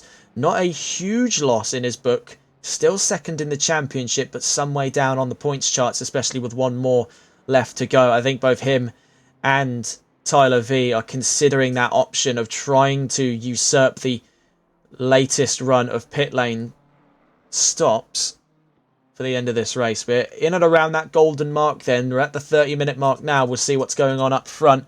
Just Boris avoiding his run to the pit lane for this time round. He's going to try and take this one late by the looks of it. We do have white flags briefly shown there for the 30. It's space again that was also in trouble. We're watching a moment with Antion, who's got a decent perspective of quite a few cars on different strengths of the race going into the pits. We can see that the Blue Frog and Godzilla have both gone into the pits at the moment. So that accounts for drivers in and around the back of the top 10 and top 20 positions.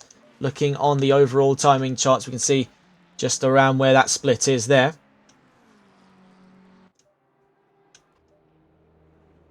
Basically just having a look here to see, with not many battles going on for positions, save for the battle going on down in 14th position between Otzi and Regent, which we will catch up with in a moment's time. We're just trying to see what goes on now with those yet to have taken their last pit stop, because it's pivotal for them to get these ones done in the next 20.5 minutes. It'll be 29.5 minutes, I should say, as there will be substantial penalties on them if they do not. So they're all trying to wrap their head around what is the best going strategy for this. Wade Nater, we can see there, isn't too far away from the next 2 cars up the field. I think all 3 of them as a collective are going to start thinking the same strategy here. Twiglet going across the pits, not going in though. Same story for Tommy. Funky Fish is some way down just before he's got to Ravazza there. Behind him is the race leader. You can see just how far ahead things have been then for the 999 of Just Boris, as he's actually looking to lap the car in 10th position. So that is more a testament to the pace he's had on display today in Imola. Meanwhile, Fanatical is 18, nearly 19 seconds down the track. He's just down at Ravazza, having a little bit of trouble with those front tyres.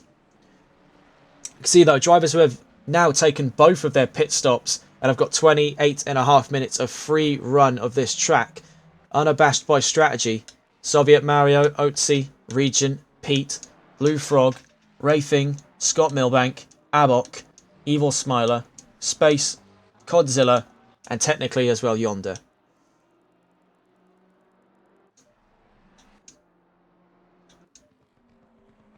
Tyler V is next towards the pit lane lines. We'll see what the number 22 is planning here. He could look for a cheeky undercut.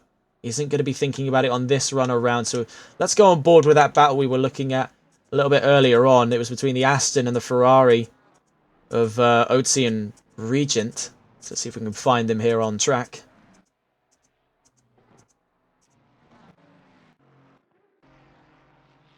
So here they are. They're separated by a little bit more of a gap than we saw them down at Ravazza. It was about 0.3 of a second between the pair of them as we last caught on with them. It's now up to about 0.9, just shy of a second on the exit of Tamburello. For Otzi at the moment, there is a huge inheritance of positions on the cards here for both him and Regent. So Otzi wants to be the one leading the charge. as they're looking to go up into the top 10, potentially even up into the top 5 by the end of this race, depending on how well they play their cards here. They know that neither of them can realistically afford to fight with each other for much longer than a few laps, knowing it will cost them so much more time. And considering every ounce counts, every second, every millisecond, mind you, is going to matter in these crucial moments of the race. Neither of them are going to want to try and trip each other up. But at the same time, then neither of them are on the same team. Neither of them really have the calls to move over. Oatsy's going to hang on to that position because he's earned it on track. Same story for Regent. He wants that position off him and he's not expecting to roll over and get it. So interesting stuff on display. Do they work together or do they fight? There's pros and cons to be weighed up on both of those attributes. I think it's just fallen away to be a little too far out of the way between either of them to be considering that right now. I think it's just stick to pace, stick to the drive, and you'll gain positions that way. We'll catch up with them later on. We're looking to see where our next battle for position is coming from on track. It's scattered far and few between. We can see Wade Nater has now took their final pit stop. A driver who's definitely in the margins for driver of the day at the moment. It's been an exemplary drive by the 169. Every time we've caught up with him, bar now, has been somewhere in the midst of an exciting battle. So definitely one to keep a close eye on for the rest of the championship. A very optimistic drive today by the 169 Mustang of Wade Nater. Speaking of Mustangs, here's ETE Geels, yet to have taken a pit stop. Same story for the BMW right behind him. That's Old Man on Track. Separated by 1.3 seconds. So there could be a battle for fifth here, even before we've hit the pit lane lines. 1.1 seconds. So we'll stay on board the perspective of ETE Geels as this is quickly falling into play into what very well could be a fight for position and one of the furthest up the order for positions, mind you. This is for just at the back of those top 5 positions of this race. We'll see exactly where that sticks out by the end once they've taken both their pit stops. 25 minutes left for either of them to do so. We'll stay on board with ETE Geels in the Mustang.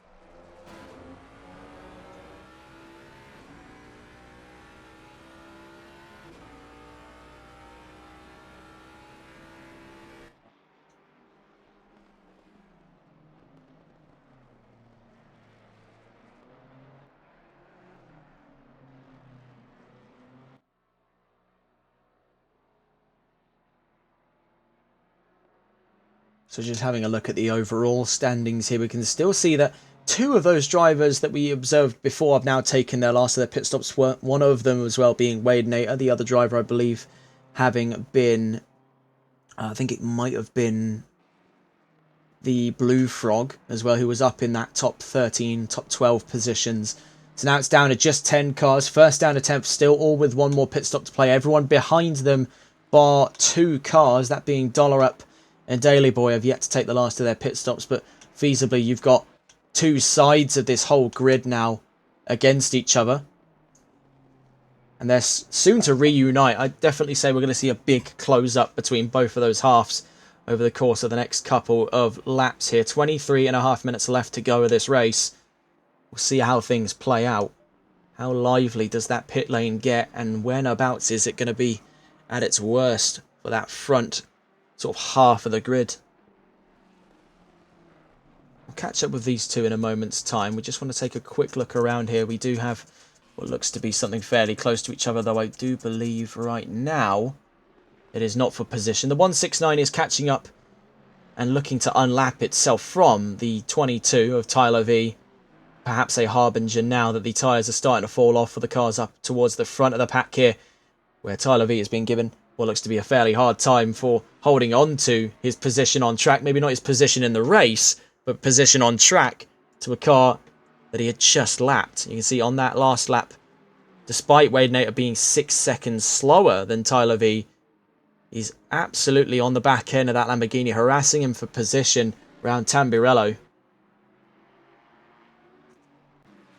Having a look around as well. The battle that we're so used to seeing as well is that between these four on the left-hand side of your screen, the 169, the 6, the 420 and the 26 are spread apart just too far away for there to be any real pushing and shoving for positions here. We'll have to give that some time to sort of ruminate for a bit, see how long it takes before these guys catch each other back up. I anticipate it'll be fairly soon.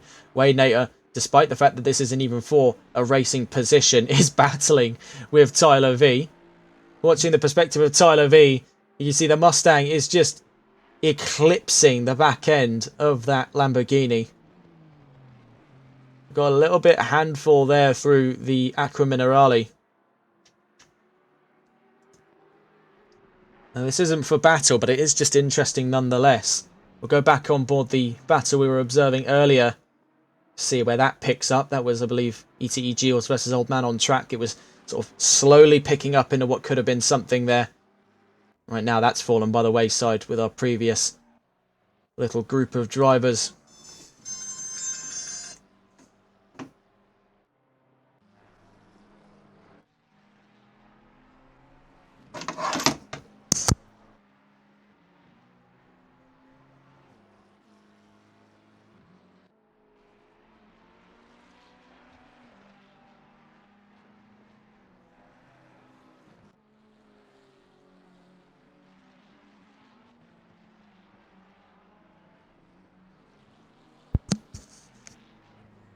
Watching in the moment with Scott Milbank, 3.5 seconds from 17th position.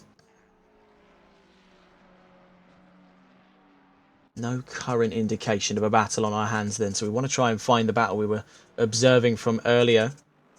Oh, so we actually catch on board even more trouble for Regent.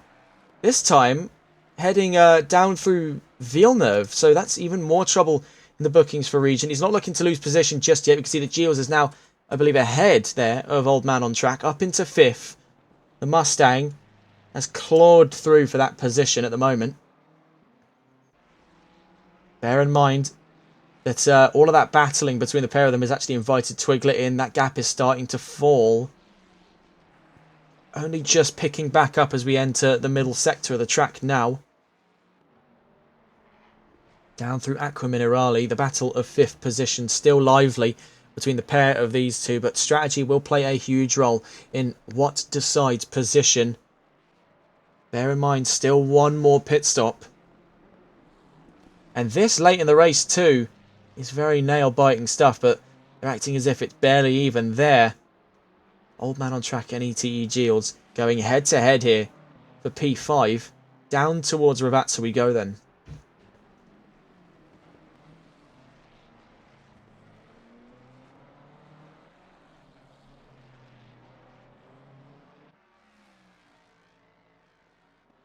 Oh, did you see that there? That was very cheeky by ETE Geels. He's fully had him there. Whether or not he meant to go in the pits or not. Watch this. That's incredibly cheeky. It's not illegal, but watch. Snaps there. I'm going to follow you through. Oh, you're not going into the pits. Oh, my word. Whether or not he meant to do that or not, let's see if we can just get a look at that again. So watch there. He's like, angles it towards the... Oh, that's very, very clever. Very clever. Sneaky stuff there, goading him into the pit lane. That's giving Geels breathing room. So Old Man on Track's in.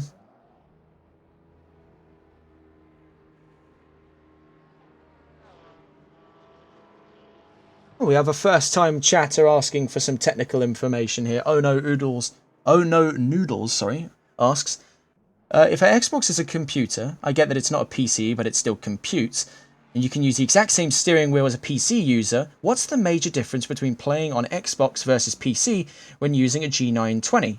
Oh, this is a good question, because I actually own a G920, and obviously we're broadcasting from a PC, so we just saw trouble there for Fast Fanatical. So yes, the major difference that you have between PC and Xbox, I would definitely say, is a greater degree of customizability. Logitech has special plugins as well that come with your wheel when you first plug it into your PC. It installs on there. You have a little bit of software that can help fine-tune certain things like overall rotation, so you can set it to... for a lot of people, they like to use I think it's a 640 to 720 for GT stuff. For rally, it can be anywhere between 180 and 720. There's that greater degree of customizability, and I think it's also a case as well where some of the PC games have just got slightly better coding when it comes to that. A lot of people that I've known that have gone from ACC to Xbox to PC have noted that despite not having to change an awful lot hardware-wise, the game just feels better. There's a lot of intricacies to it, but I think it comes down chiefly to a greater degree of customizability. You can really fine-tune the wheel on PC compared to on console. Obviously, console, that's not to say console is without settings, but a lot of it can be accessed via built-in software that comes with your machine, which you would otherwise not have access to if you were to be playing on console. Fast Fanatical comes into the pits lane in the number 52 from second position. That still leaves first place stranded at the moment. Just Boris is out through Villeneuve. You can see having built up quite a bit of dust now on the 999. It's been a long, long stint then. 16 minutes left to go in this race. What will he do? Is he going to try and take it all the way to the line? That's a very, very risky move here. Could forfeit the race win. If he doesn't think of something soon. I think he's been waiting, trying to buy his time to make sure that Fanatical's in the pit lane before he is. As he's going to try for a cheeky overcut, giving himself quite the wide berth here that he needs for a run into the pit lane. So do anticipate that in the next 3 laps out of the current race leader.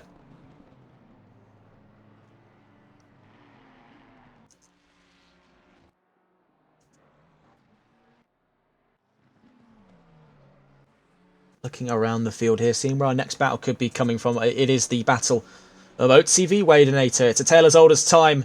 And now they're reunited yet again. Now starting to surf more positions on their way up to the front. 15.5 minutes left to go. Looking at the order, they have maybe a few more positions left in it. GTR Twiglet and Funky Fish have yet to run into the pits themselves. Same story for ETE Giles, Tyler V and Just Boris. Whether or not they'll catch the top 3 of the current non-pit runners is yet to be seen. But right now, they're fighting for 10th. Could be beyond that very, very soon. We'll stay on board the perspective of Oatsy, the number 6 Aston Martin, who has done battle with Wadenator over the course of what seems like this entire round here. We're an hour and 30 in to this hour and 45 minute race.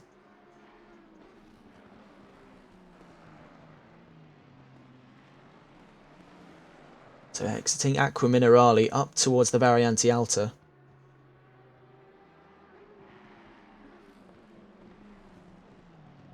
Very, very close between the pair of them. Massively different lines. That's given Oatsy the advantage, though. But it's a straight line just before we head down into the very sort of flat sections of corners just before Ravazza. That's going to give the Mustang a little bit of the run it needs. But Oatsy's taking it onto the gravel, then onto the grass, and then runs into the gravel again. It was the same story we saw earlier on in this race with, I believe it was Regent. Heading down into Ravazza. You can see catches the left-hand side of his car over the grass, and it just tanks the brakes. You can see the fronts lock up again, and that's just spelt certain doom for his battle of 10th position. Wadenator is off in the distance. Soviet Mario is now between the pair of them, having exited the pit lane. Well, not having exited the pit lane, having caught up Oatsy, I should say. He's himself about half a second from Wadenator, so let's go on board that battle. He may have been out of the frying pan, let's say, but not out of the fire at all.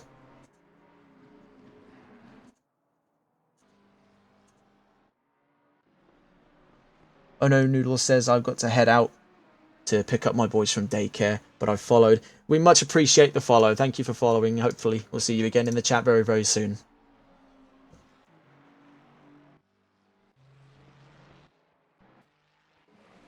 So looking to find that battle, Wadenator v Soviet Mario.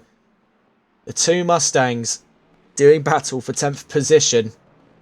The American Civil War, as it were, here for Ford Performance here at the back of the top 10.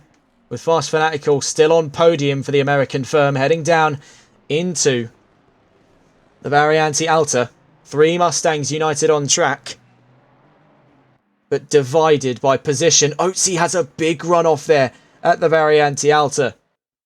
See there in the background, just as we exit Alta, You can see all of the Mustangs in a unison line there. The Aston following them through has just skipped it over the second curb, and you can see it's kicked the back end away. Fortunately, it's not gone into a full spin for him, I don't believe. But the camera did cut away just before we saw him, so I think it actually may have gone into a spin when he's gone the other direction across the grass. Right now, though, staying on board. Wade Nater versus Soviet Mario.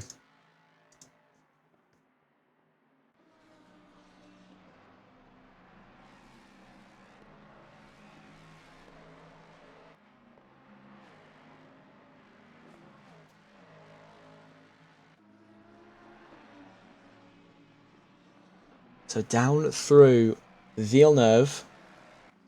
We do have yellow flags out for the pit lane at the moment. Not entirely sure what's going on there at this time. We'll try and get an update as to what is going on. It looks like a fairly lively pit lane at the moment. A few cars in there on emergency.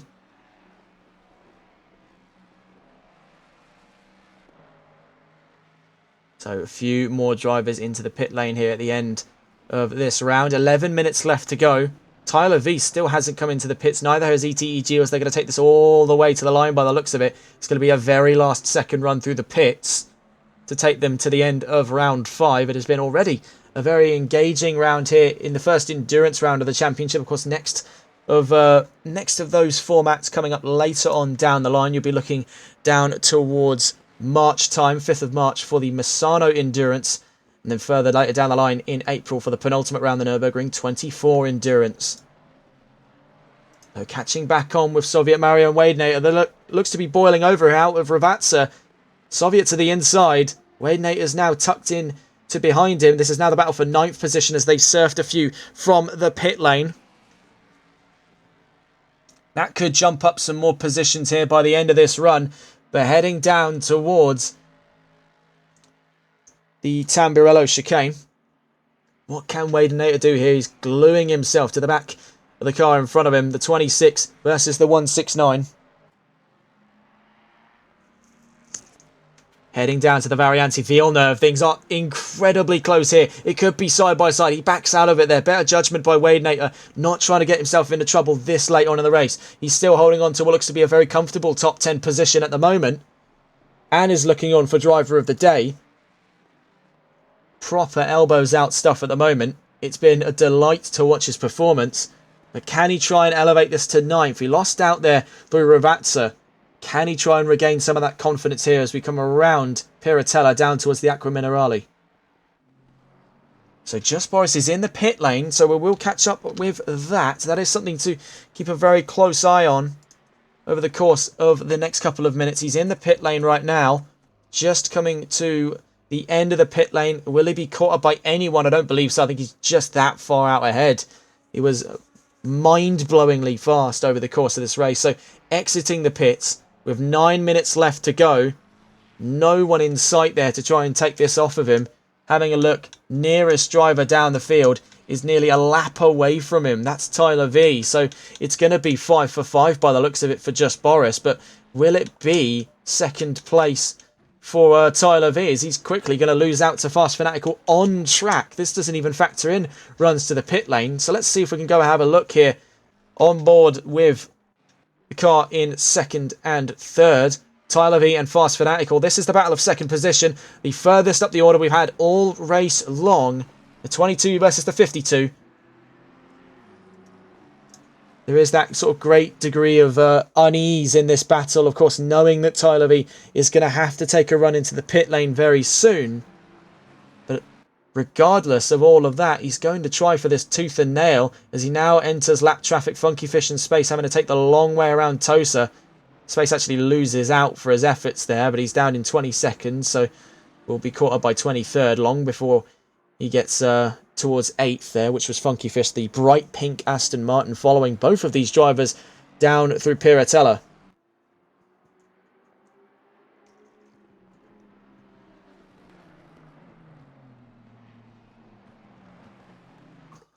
Out through Acqua Minerale. Funky Fish is actually giving much of a harder time to Fast Fanatical than Fast Fanatical is to Tyler V at the moment.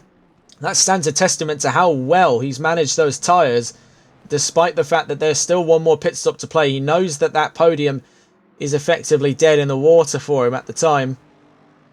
I would be genuinely quite surprised to see that Lamborghini finish third, just given how long he's called it for the run into the pits.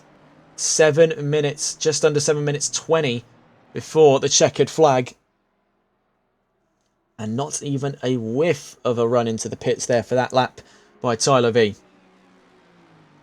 So you want to try and get the perspective of the attacking car of the two. That's Fast Fanatical in the gold category. Fighting for second from third. He's got the straight line speed. He's going to try and take this around the outside. The Lamborghini trying to hold the inside, but has forfeited. He's just going to let him run himself out of road. Round Tamburello. There goes Tyler V. Very well met there. He let Fast Fanatical run himself out of road. A little bit of mind games going on between the Ford and the Lamborghini. Very, very impressive stuff.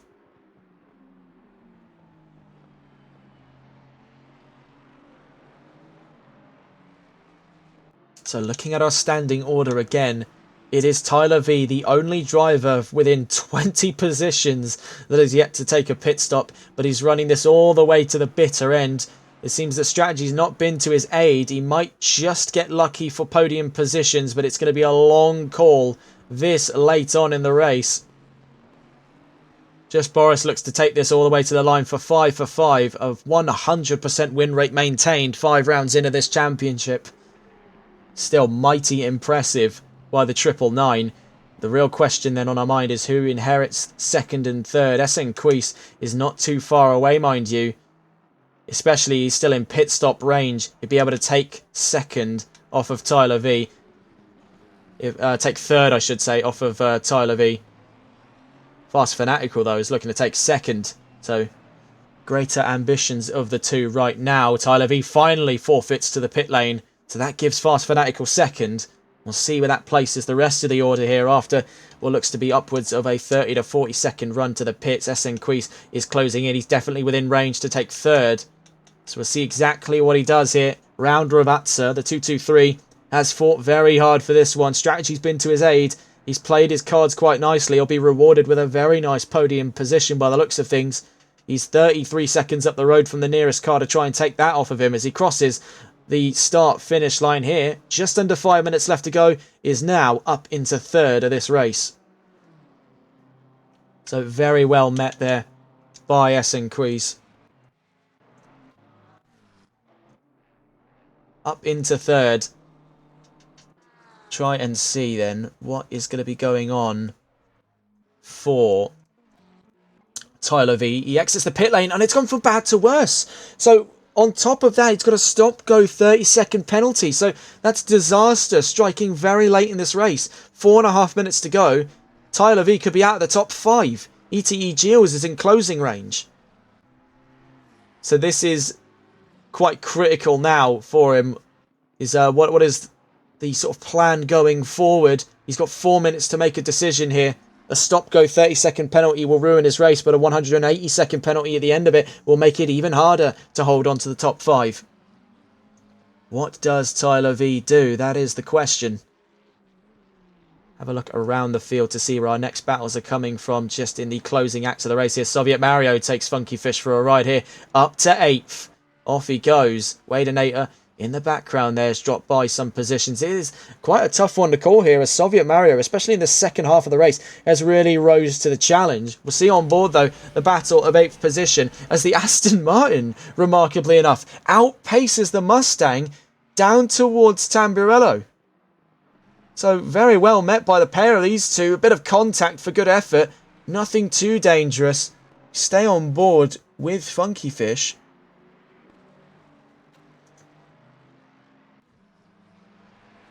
It is very exciting stuff here towards the end of the race. 3 minutes left to go. This is for the fight of 8th position. Wadenator in the background there. The more these two keep tripping up over each other, the closer he'll get.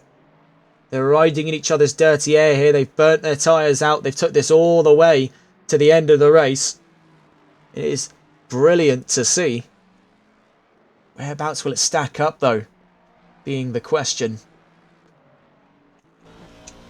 See, through that first sector, that practically belongs to the Aston Martin for a good while there.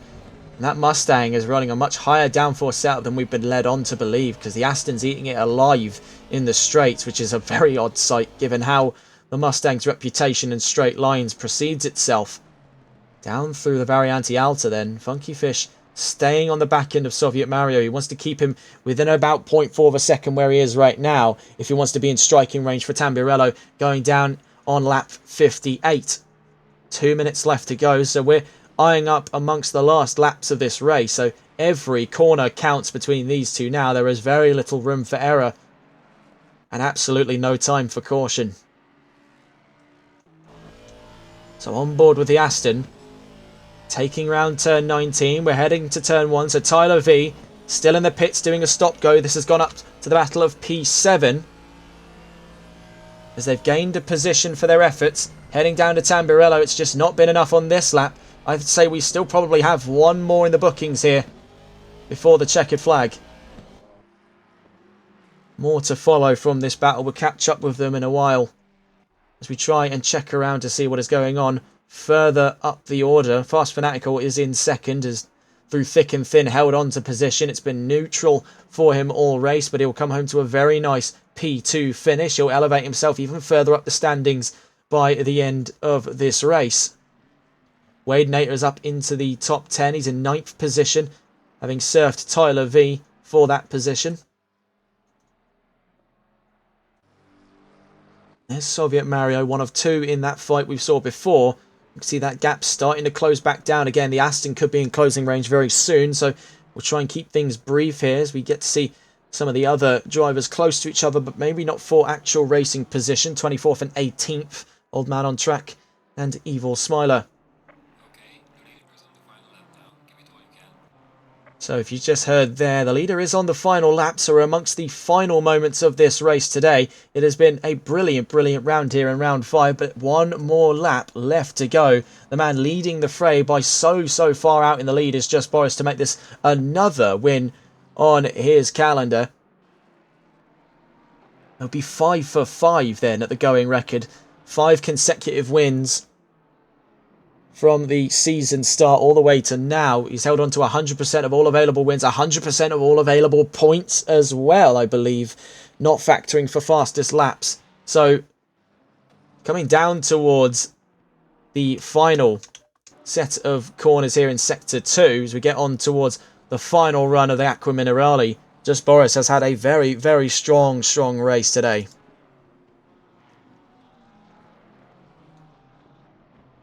Led the race by over a lap at most points of it, and over an hour and 45 minutes has absolutely dominated the field, both in gold and in overall. Has been an omnipresent sight on this track for all battles. Has always been looming around in the background there.